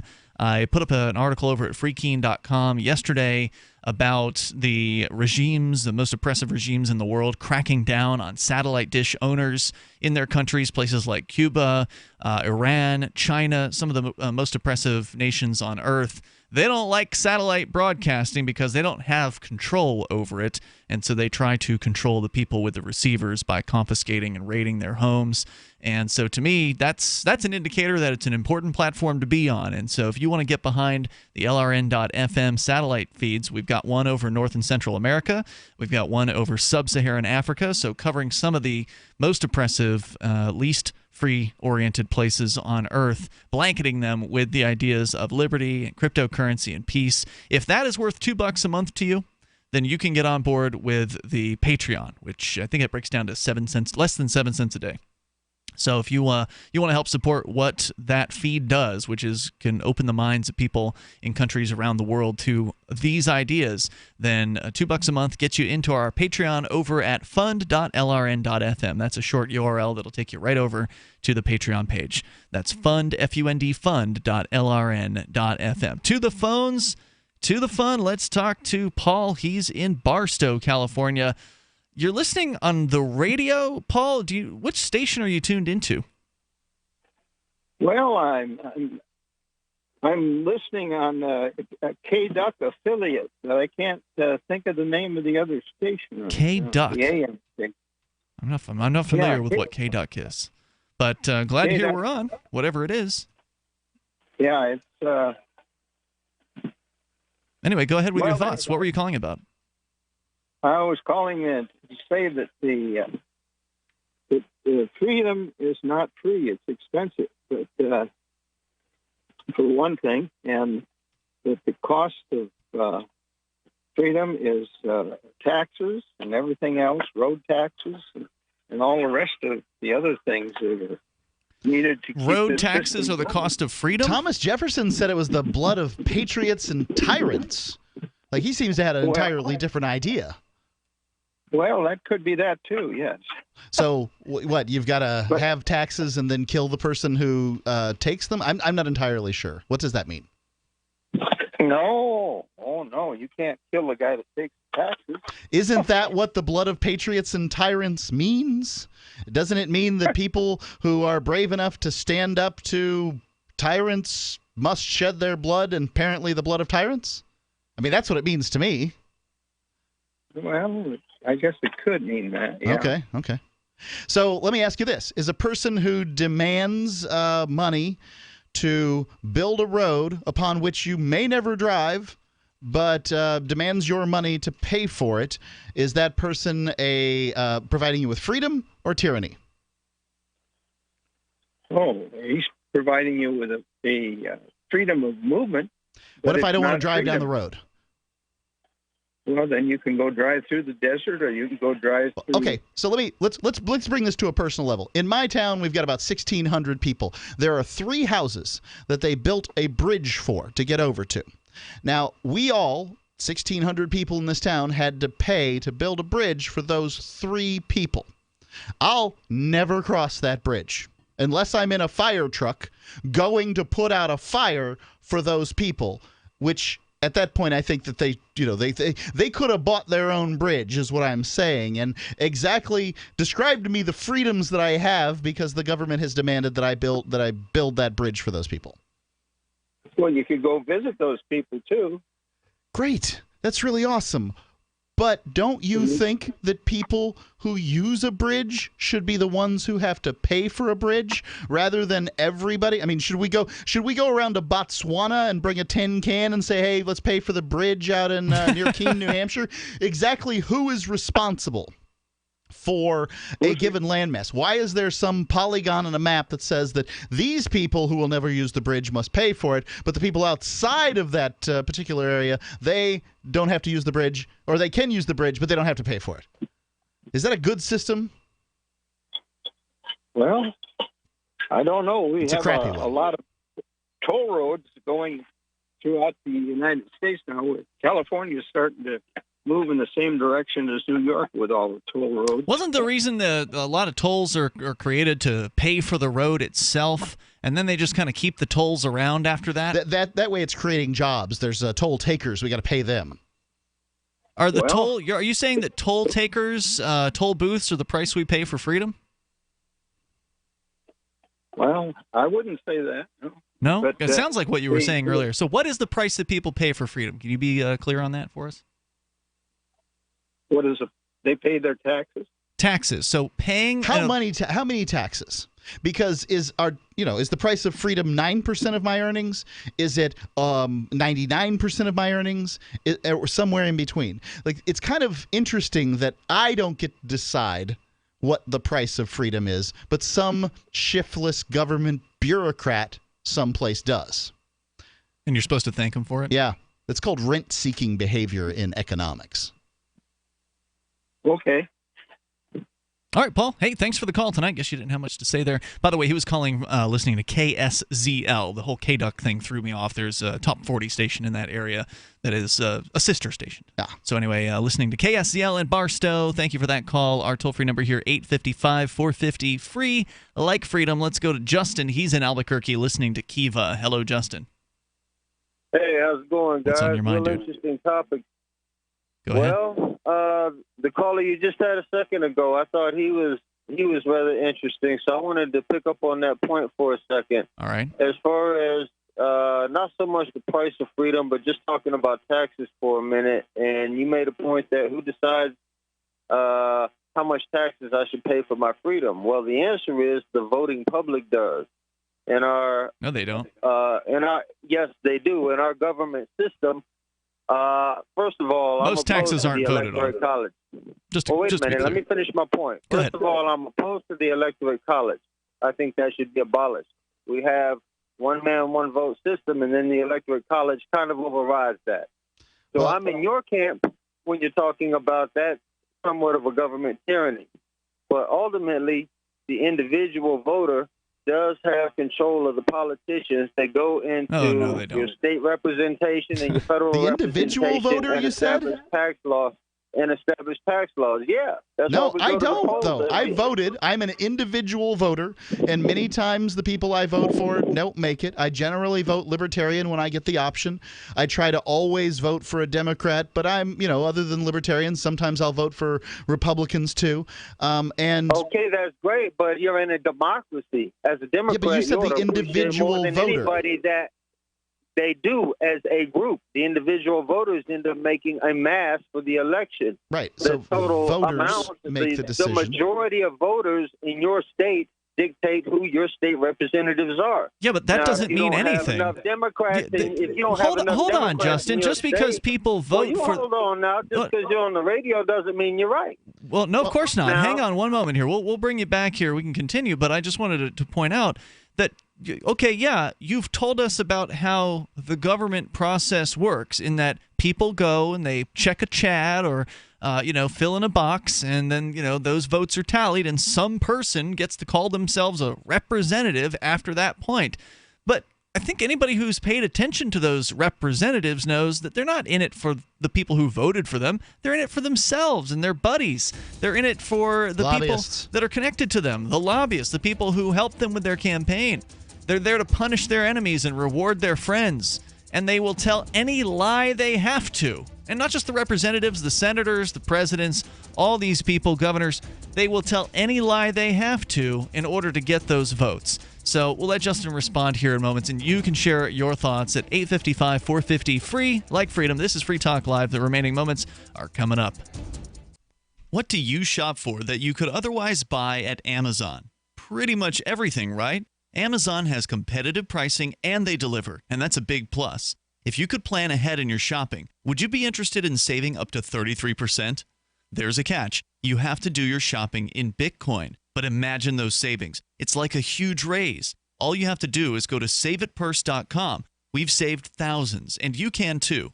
Plan ahead and save. Saveitpurse.com. Do you need a website for your blog or new business? It can be pretty intimidating on your own, and that's why Free Talk Live has partnered with HostGator, one of the top hosting companies. HostGator offers a simple one-click, easy installation for WordPress, 24/7 over the phone or live chat tech support, and a very intuitive, user-friendly control panel that puts the power of creation back into your hands. Go to HostGator.com/FTL and you'll get 50% off of their regular hosting prices. 50% off. HostGator.com/FTL.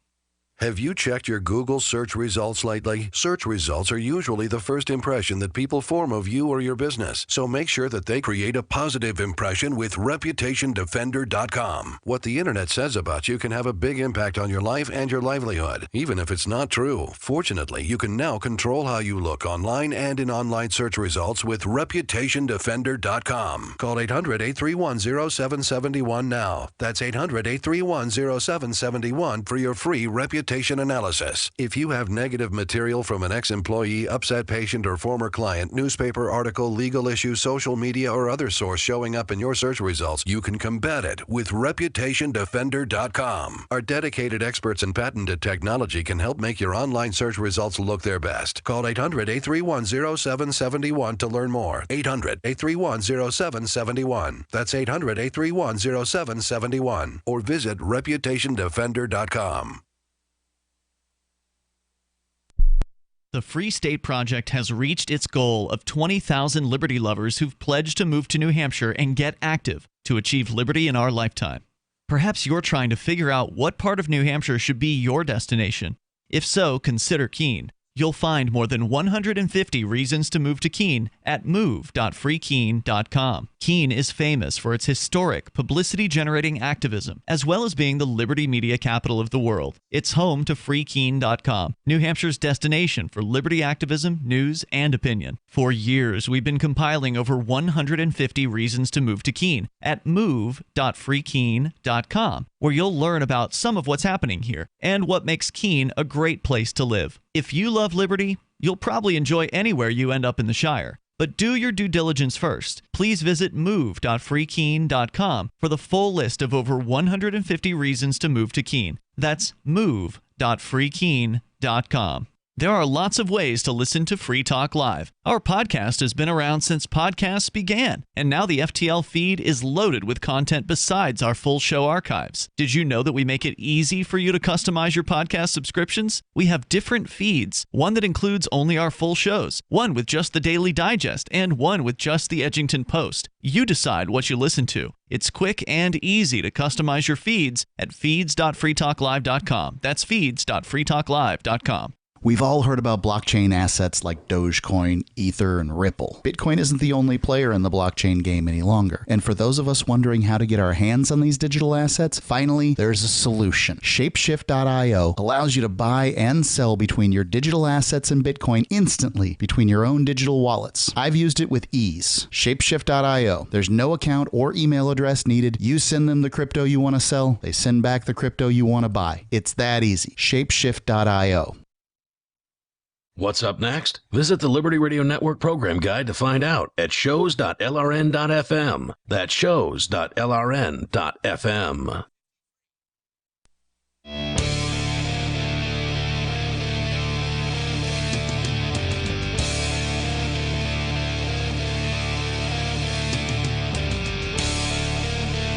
It's Free Talk Live. You dial toll free. You bring up whatever you want. Our number is 855-450-FREE, like freedom. That's 855-450-3733. We've got Skype. You can Skype on in here at username LRN.FM. With you in the studio tonight, you've got Ian, Johnny Ray, and Mark. Want to invite you to check out the Free Talk Live forum. It is new. It is relatively slow because people don't really care about forums anymore, but I wanted to try to bring a forum back. We used to have a BBS, which was our name for the forum that we had back in the day. And this was homage to the old bulletin board systems. That's right. And it was popular back in the day before social media, and then social media basically killed it off, and we put it to rest a few years ago. But I wanted to have another way for people to communicate with one another that is not Facebook. And so I made a subforum over on the Shire Forum, which is a larger forum that covers more than just Free Talk Live. But there is a Free Talk Live and LRN.FM subforum there. And Jonathan Dunker, who is the guy who's actually called in a few times now from the road, where he's actually riding his bicycle. And he's riding his bicycle from the state of Florida to New Hampshire. That was the first thread. A heck of a bike ride. Yeah, it was the first thread that was announced, or the first thread that somebody posted on the Free Talk Live forum. It's been a little while since he updated us on the air here. Yep, he's still going. So I'm over on his site right now. I have no doubt that he's still going. Where's he at? Dunkerbike.com is where folks can go to check out. He's been doing sort of like a photo blog, taking pictures of the various different places that he is. Johnny Ray, you may know this place, Apex, North Carolina. I've only heard of it. I think it's in the eastern part of the state, though, like near Raleigh. Yeah, it looks like it is. Looks like he is right now. So apparently, Apex is southwest of Raleigh. He has now crossed through the downtown of Raleigh and is in a place near Raleigh called Millbrook. He started this several days ago. He's been going as much as 100 miles in a day. Maybe down on the low end at around 75 to 80 if he's taking it easy. And it was interesting because on the forum at forum.freetalklive.com, that's where he announced that he was doing this, besides calling on the air to talk about it. So there's a thread about it, and one of our other listeners just registered for the forum because he's got a lot of experience in riding really long bike rides like this. I mean, this is a 1,500-mile bike ride. So it was actually interesting. This other dude came in there who's also a listener and just kind of expressed what his experience was like and how you really got to pace yourself, especially considering it's one thing to bike along a lot of flat land. I mean, it's one thing to bike 100 miles across flat land, but once you start getting up in the hills or the mountainous areas, things are going to get very, very difficult. And so it's an interesting discussion going on there that you just can't find on Facebook. So if you want to get interactive with other Free Talk Live listeners, you can go to forum.freetalklive.com and you can get registered there. It's free to do that. And if you're a Free Talk Live amplifier, we now have the AMP badge for the forum. So anybody who glances at your forum profile, if you're an amplifier, they will know it because you'll have the Free Talk Live fist logo there on your username. So awesome. Cool. Yep. Forum.freetalklive.com. We're back with Justin in Albuquerque listening to Kiva. Justin, you were talking about sort of the way the system works, but I don't believe that the system really works. Yeah, you elect people, but they don't actually represent you. You don't believe they represent you, do you? Okay, so you make a good point there. This I am in your camp with, and I think you'll find my next suggestion a little more palatable. So there are a multitude of ways that civil disobedience can be exercised. And right now we have moved from a democracy or a Republican democracy, depending on how you want to look at it, right or left, to something more of a corporatocracy, where our government has been bought out by corporate interests and are basically lobbyists that are getting paid millions of dollars to motivate our congressmen and senators to do what corporations find in our best interest instead of what we elected them to do. Yep. So there are a couple of ways you can deal with that. The first thing is, I used to live in the District of Columbia before I moved out here to Albuquerque. And I ran for city council, and I actually got on city council and was a member of the city council for one term. Almost any city you were in, if I could do it in the District of Columbia with no political experience and very little business experience, then almost anybody can get in city council, and you can make steps on the political arena from there if you do a good job in city council and you get a good reputation. Now, from a guerrilla warfare point of view, if you really are disgruntled with the government, before you pick up bullets and guns, you need to read The Art of War by Sun Tzu and recognize all of your options. In 2015, I had a website 100% dedicated to boycott tax season 2015, where I was making a concerted effort to get as many people as possible to withhold their taxes for the 2015 tax season and send the IRS a note instead of a payment stating what they expect their government officials to do specifically for their jurisdiction in exchange for their taxes before they resume paying their taxes. Now think about this. If you have 8 million people in the United States, which is probably not the correct figure right now, but let's say you did have, 8 million people in the United States, and you got 3 million of those people to withhold their taxes until they started getting proper returns for their voting. Well, first of all, there's power. about 320 million people supposedly in the United States, and it would be very difficult to get even 3 million of them to do what you're suggesting, although I appreciate it. I really like where you're coming from. There are a lot of people who just don't pay taxes just as, a matter of course. Whether it's over a protest or not is another question. And I do like what you're saying, because I am a big fan of civil disobedience. However, I would say if you're going to stop paying the federal government, you should just stop paying altogether and never pay them a dime ever again, because it's not like they're going to all of a sudden become a moral organization. I mean, they use your tax money to go around the world, drop bombs on innocent people, and destroy innocent life, and there's virtually no chance that they're ever going to change how they do that. I mean, whether it's Hillary Clinton or Donald Trump, they're going to keep dropping bombs on peaceful people. I fully agree with that, because the individual, you're right, an individual or even a small collection of individuals, they can't go up against a monumental organization like the federal government or even the IRS and expect any kind of anything. They'll get crushed like an ant.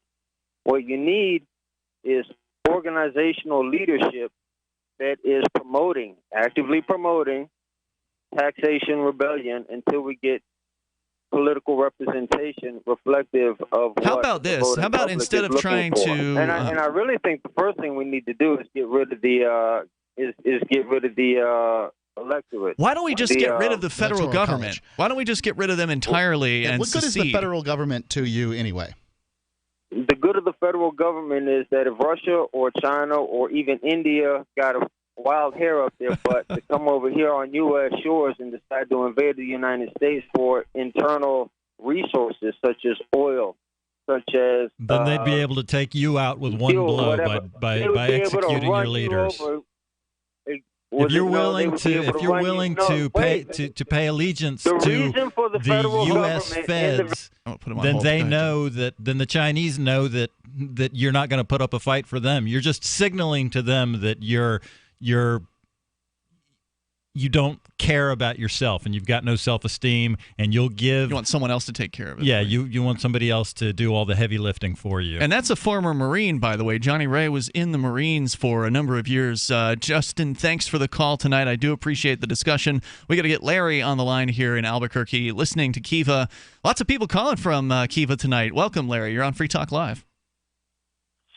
Yeah, good evening. I hear a lot of different definitions of libertarianism, and all right. Do you believe? I mean, I don't know. Can you give us like a thumbnail sketch of what it is? I mean, is it lawlessness? No, of course not. Libertarians are people who believe you should be free to live your life how you want, so long as you don't harm anybody else. So if you do harm somebody else, then you need to make good. You need to pay restitution to the victim. That would be the typical libertarian belief on that. So you believe in like police departments and fire departments, or no? So long as they're funded via consent rather than the threat of violence, then yeah, that's fine. There are private fire departments around the United States, and they work relatively well. As a matter of fact, the vast majority of fire departments are volunteer.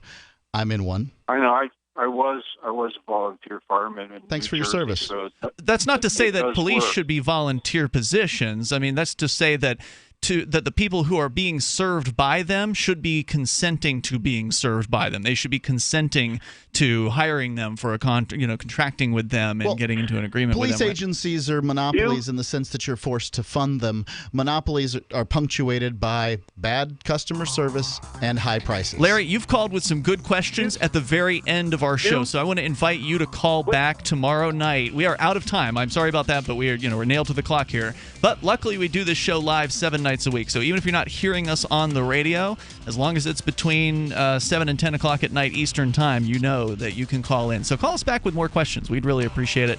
And to everybody else, enjoy the rest of your weekend. Thank you, Larry. We'll see you tomorrow night online in the meantime at freetalklive.com. This is Michael Dean from the Freedom Fiends. I've run websites since 1996 and have used over a dozen web hosts in that time. AgristHosting.com is the only one that hasn't broken my heart. Agrist Hosting's uptime and service is stellar, and their DDoS mitigation is the best I've seen. That's important because if you tell the truth in this world, you'll ruffle feathers. And some people will try dirty tricks to silence your voice. No matter what the haters hit us with, Agrist Hosting keeps our websites online. If you have a mission-critical commercial presence or a world-changing activism site, you cannot tolerate any skullduggery. So go with agristhosting.com. Have a WordPress or blog site, but you're not satisfied with performance or uptime? Or just want raw hosting? Want to pay with Bitcoin? Agrist Hosting specializes in high-performance hosting with personalized service. Go to agristhosting.com and click on the button that says Get Hosted. That's agristhosting.com. There's no better app for tracking the value of cryptocurrencies than CoinCap. I've had a lot of apps for tracking Bitcoin, but none that's ever been able to track 500 digital assets at once. Their best feature is the Altfolio. I love this thing. You enter how many Bitcoins, Ether, Dash, Doge, or whatever else you have, and it tells you how much your crypto is worth. You can watch yourself get rich. If you have crypto, go right now to coincap.io, or you can use the Apple Store or Google Play to get the app. I love CoinCap. coincap.io. Free Talk Live has partnered with Amazon, the largest internet retailer. Imagine a department store category, and Amazon has it. Books, electronics, office products, furniture, jewelry, automotive, toys, clothing, sporting goods, and dozens of other categories. Now you can shop and support Free Talk Live by entering Amazon through our website. Go to shop.freetalklive.com, and Amazon will send us a portion of your purchase. You're going to do the shopping anyway, so remember to enter through our site at shop.freetalklive.com. That's shop.freetalklive.com. The latest episode of The Call to Freedom is next, after the news, on the Liberty Radio Network at LRN.FM. From Keene, the Shire, the Liberty Media capital of the world, this is Daryl W. Perry, host of FPP Radio News for Sunday, June 11th, 2017. Silver is trading at $17.24 per ounce. Gold is valued at $1,267 per ounce. Bitcoin is trading at 1.7 cents, and the average price of Bitcoin is $2,871.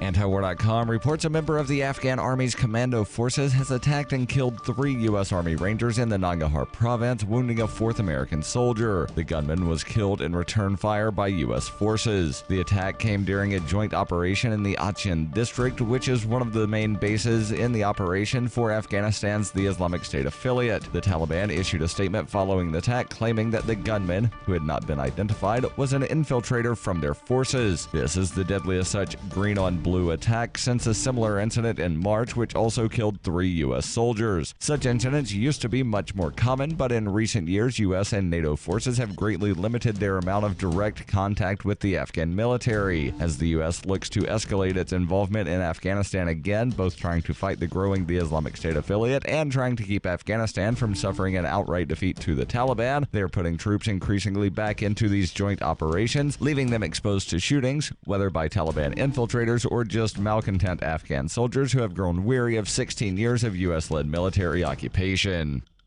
For nearly 40 years, Roberts & Roberts Brokerage has been a trusted source for buying and selling precious metals like gold and silver. They also take Bitcoin for precious metal purchases and have permanently removed the minimum purchase amount for all orders paid in the digital currency. Call Roberts & Roberts today for knowledgeable advice on buying and selling precious metals and a forward-thinking approach to new technologies. 800-874-9760 or visit online at rrbi.co.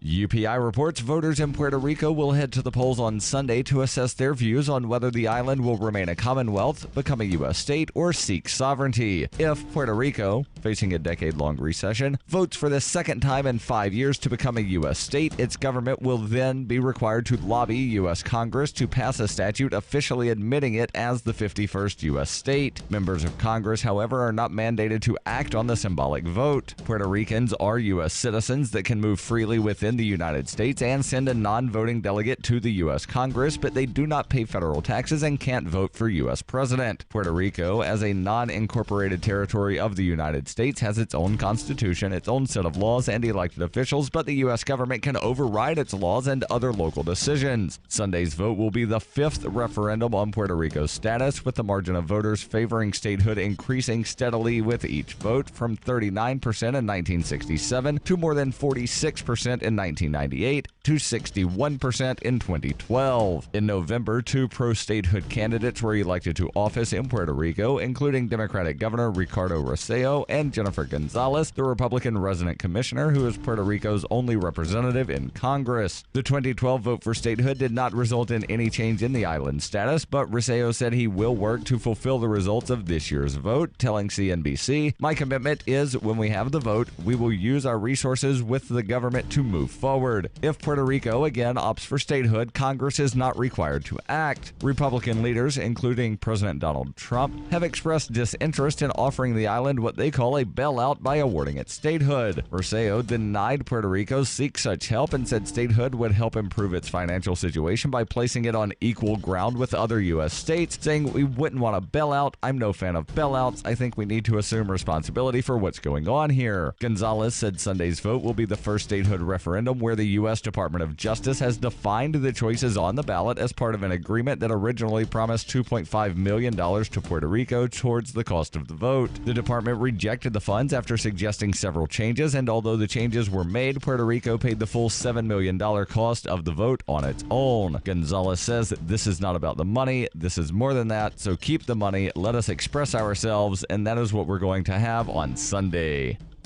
You can support FPP Radio by shopping online. Whether you're looking for precious metals, bitcoins, or books, you'll find that and more at shop.fppradio.com. Every purchase you make from one of my affiliates at shop.fppradio.com helps fund FPP Radio. That's shop.fppradio.com. This has been FPP Radio News, online at fppradio.com. Calling it the most effective means to reaching one's full earning potential. A new report issued by the Employee Benefit Research Institute this week found that violently slamming one's supervisor against a wall and shouting, "Cash, I need more cash," is still the leading tactic for securing a raise amongst American workers. We found that employees have the most success negotiating their salaries when they stride confidently into their supervisor's office, manhandle them like a rag doll, and demand more money right now. Experts confirmed that the majority of employees who managed to increase their salaries maintained direct eye contact with their supervisors while reiterating that they were not f***ing around, emphasizing their position with phrases such as, "Give me the money now," and "I said more cash, old man." The Onion sat down with Kevin Simmons, who recently applied these methods in negotiating a competitive bump in his annual salary. So the other day I walked right into his office, grabbed his throat with my hand, and told him straight up, "Start paying me more f***ing money today." And I grabbed $100 out of his wallet and told him that was a good start. This is the Onion News Network.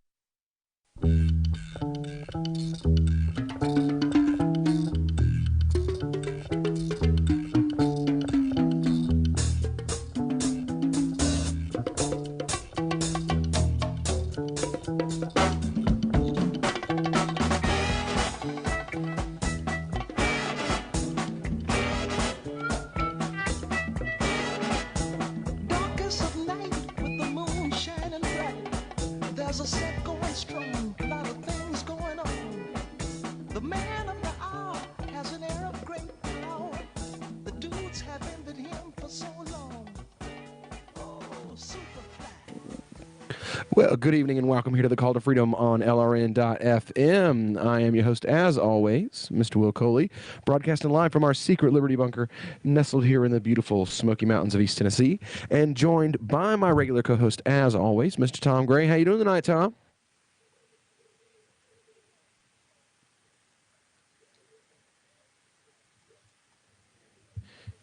You're watching wrestling. I don't know. Goodbye. Temporarily say goodbye to our favorite news segment because I don't believe we got any libertarian drama this week. but mon frère, Are you listening? Oh, the stinky cheese drama.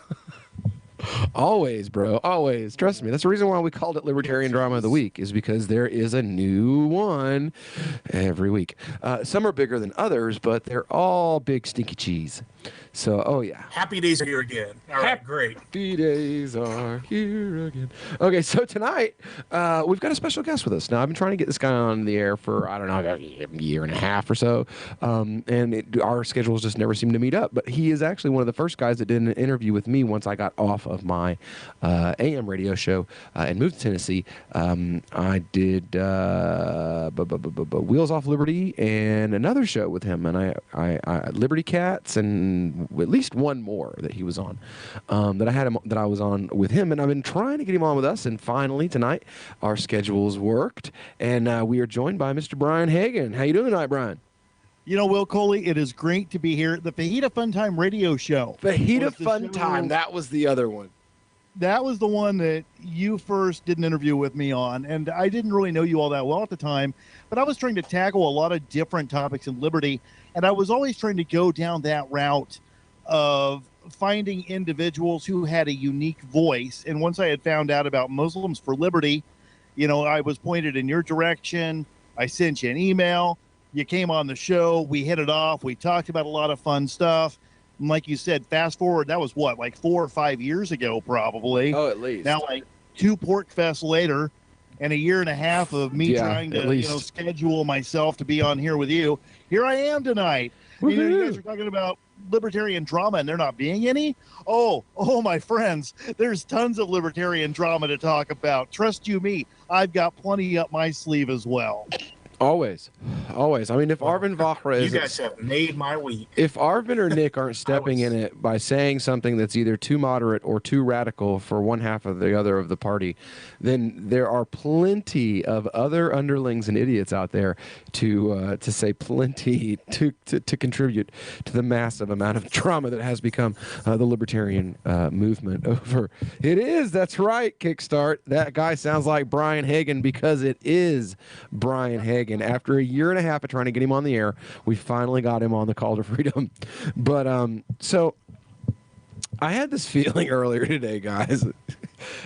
You ever come in contact with so much stupid from so many different sources on so many different subjects in like a 5-minute span that you're actually silent? It overwhelms your brain and makes your head want to explode. That was me today. Like, it was as soon as I got off of work. Like, I get off work and I look at my phone and it's like, you have entirely too many notifications. Ugh. Okay, so let's check this out. And it was like 3 in a row that I hit, and it was just the response or the rebuttal or the argument that was provided. I just looked at and I'm just like, huh? How does that even work?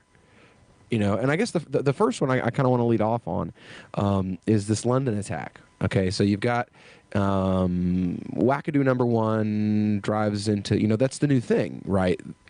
Because I guess it's easier than blowing yourself up because, if you get away, you can do it again. It's driving into crowds of people. Like they did it in Paris, and they were like, oh, wow, that really worked out really well. So let's try that again. And now that's like the new du jour is driving into people, crowds of people with large vehicles. That's the new terrorism that we're seeing now. Well, they should have come to Tennessee where they would have been legally shielded from civil and criminal liability. It's not just Tennessee, bro. There's like 11 states now that have laws like that have passed. Yeah, but we wear the unique shame of living in one of them. Yeah, true. So, it wasn't really intended to be funny. It's horrible what happened in London, but go ahead. Well, anyway, what I found was that it's like terrorist attacks make people who are on the right and lose the ability to use Google. Like if they're coming up with their conspiracy theory or their best, like Barack Obama looks like a monkey picture, or their best Donald Trump is the God Emperor quote, like they have the ability to use Google. They can Google that stuff up like boom. If you're in an argument with a right winger on a Tea Party Facebook page, they can Google up some of the craziest stuff that you've ever seen in your life. I mean, like at the drop of a hat, things that you didn't even know people were dumb enough to write. But what they can't Google is there's three words: Muslims condemn terror or terrorism, whichever one you want to use. Because again, today, I'm being tagged and called into these discussions where the original point that's being made is, where are all the peaceful Muslims? Why don't they ever come out? Why don't we ever hear them? And it's like, okay, look, lady, this has been covered. You want, I mean, literally the only media source that hasn't really done a story on this is Fox. The Guardian, The Independent, Daily Mail, Slate, Salon. You got libertarian sources that have made points about this, like anywar.com. Did they make the point that this whole argument of where are the Muslims is mythology? And if you have the ability to use Google, I mean,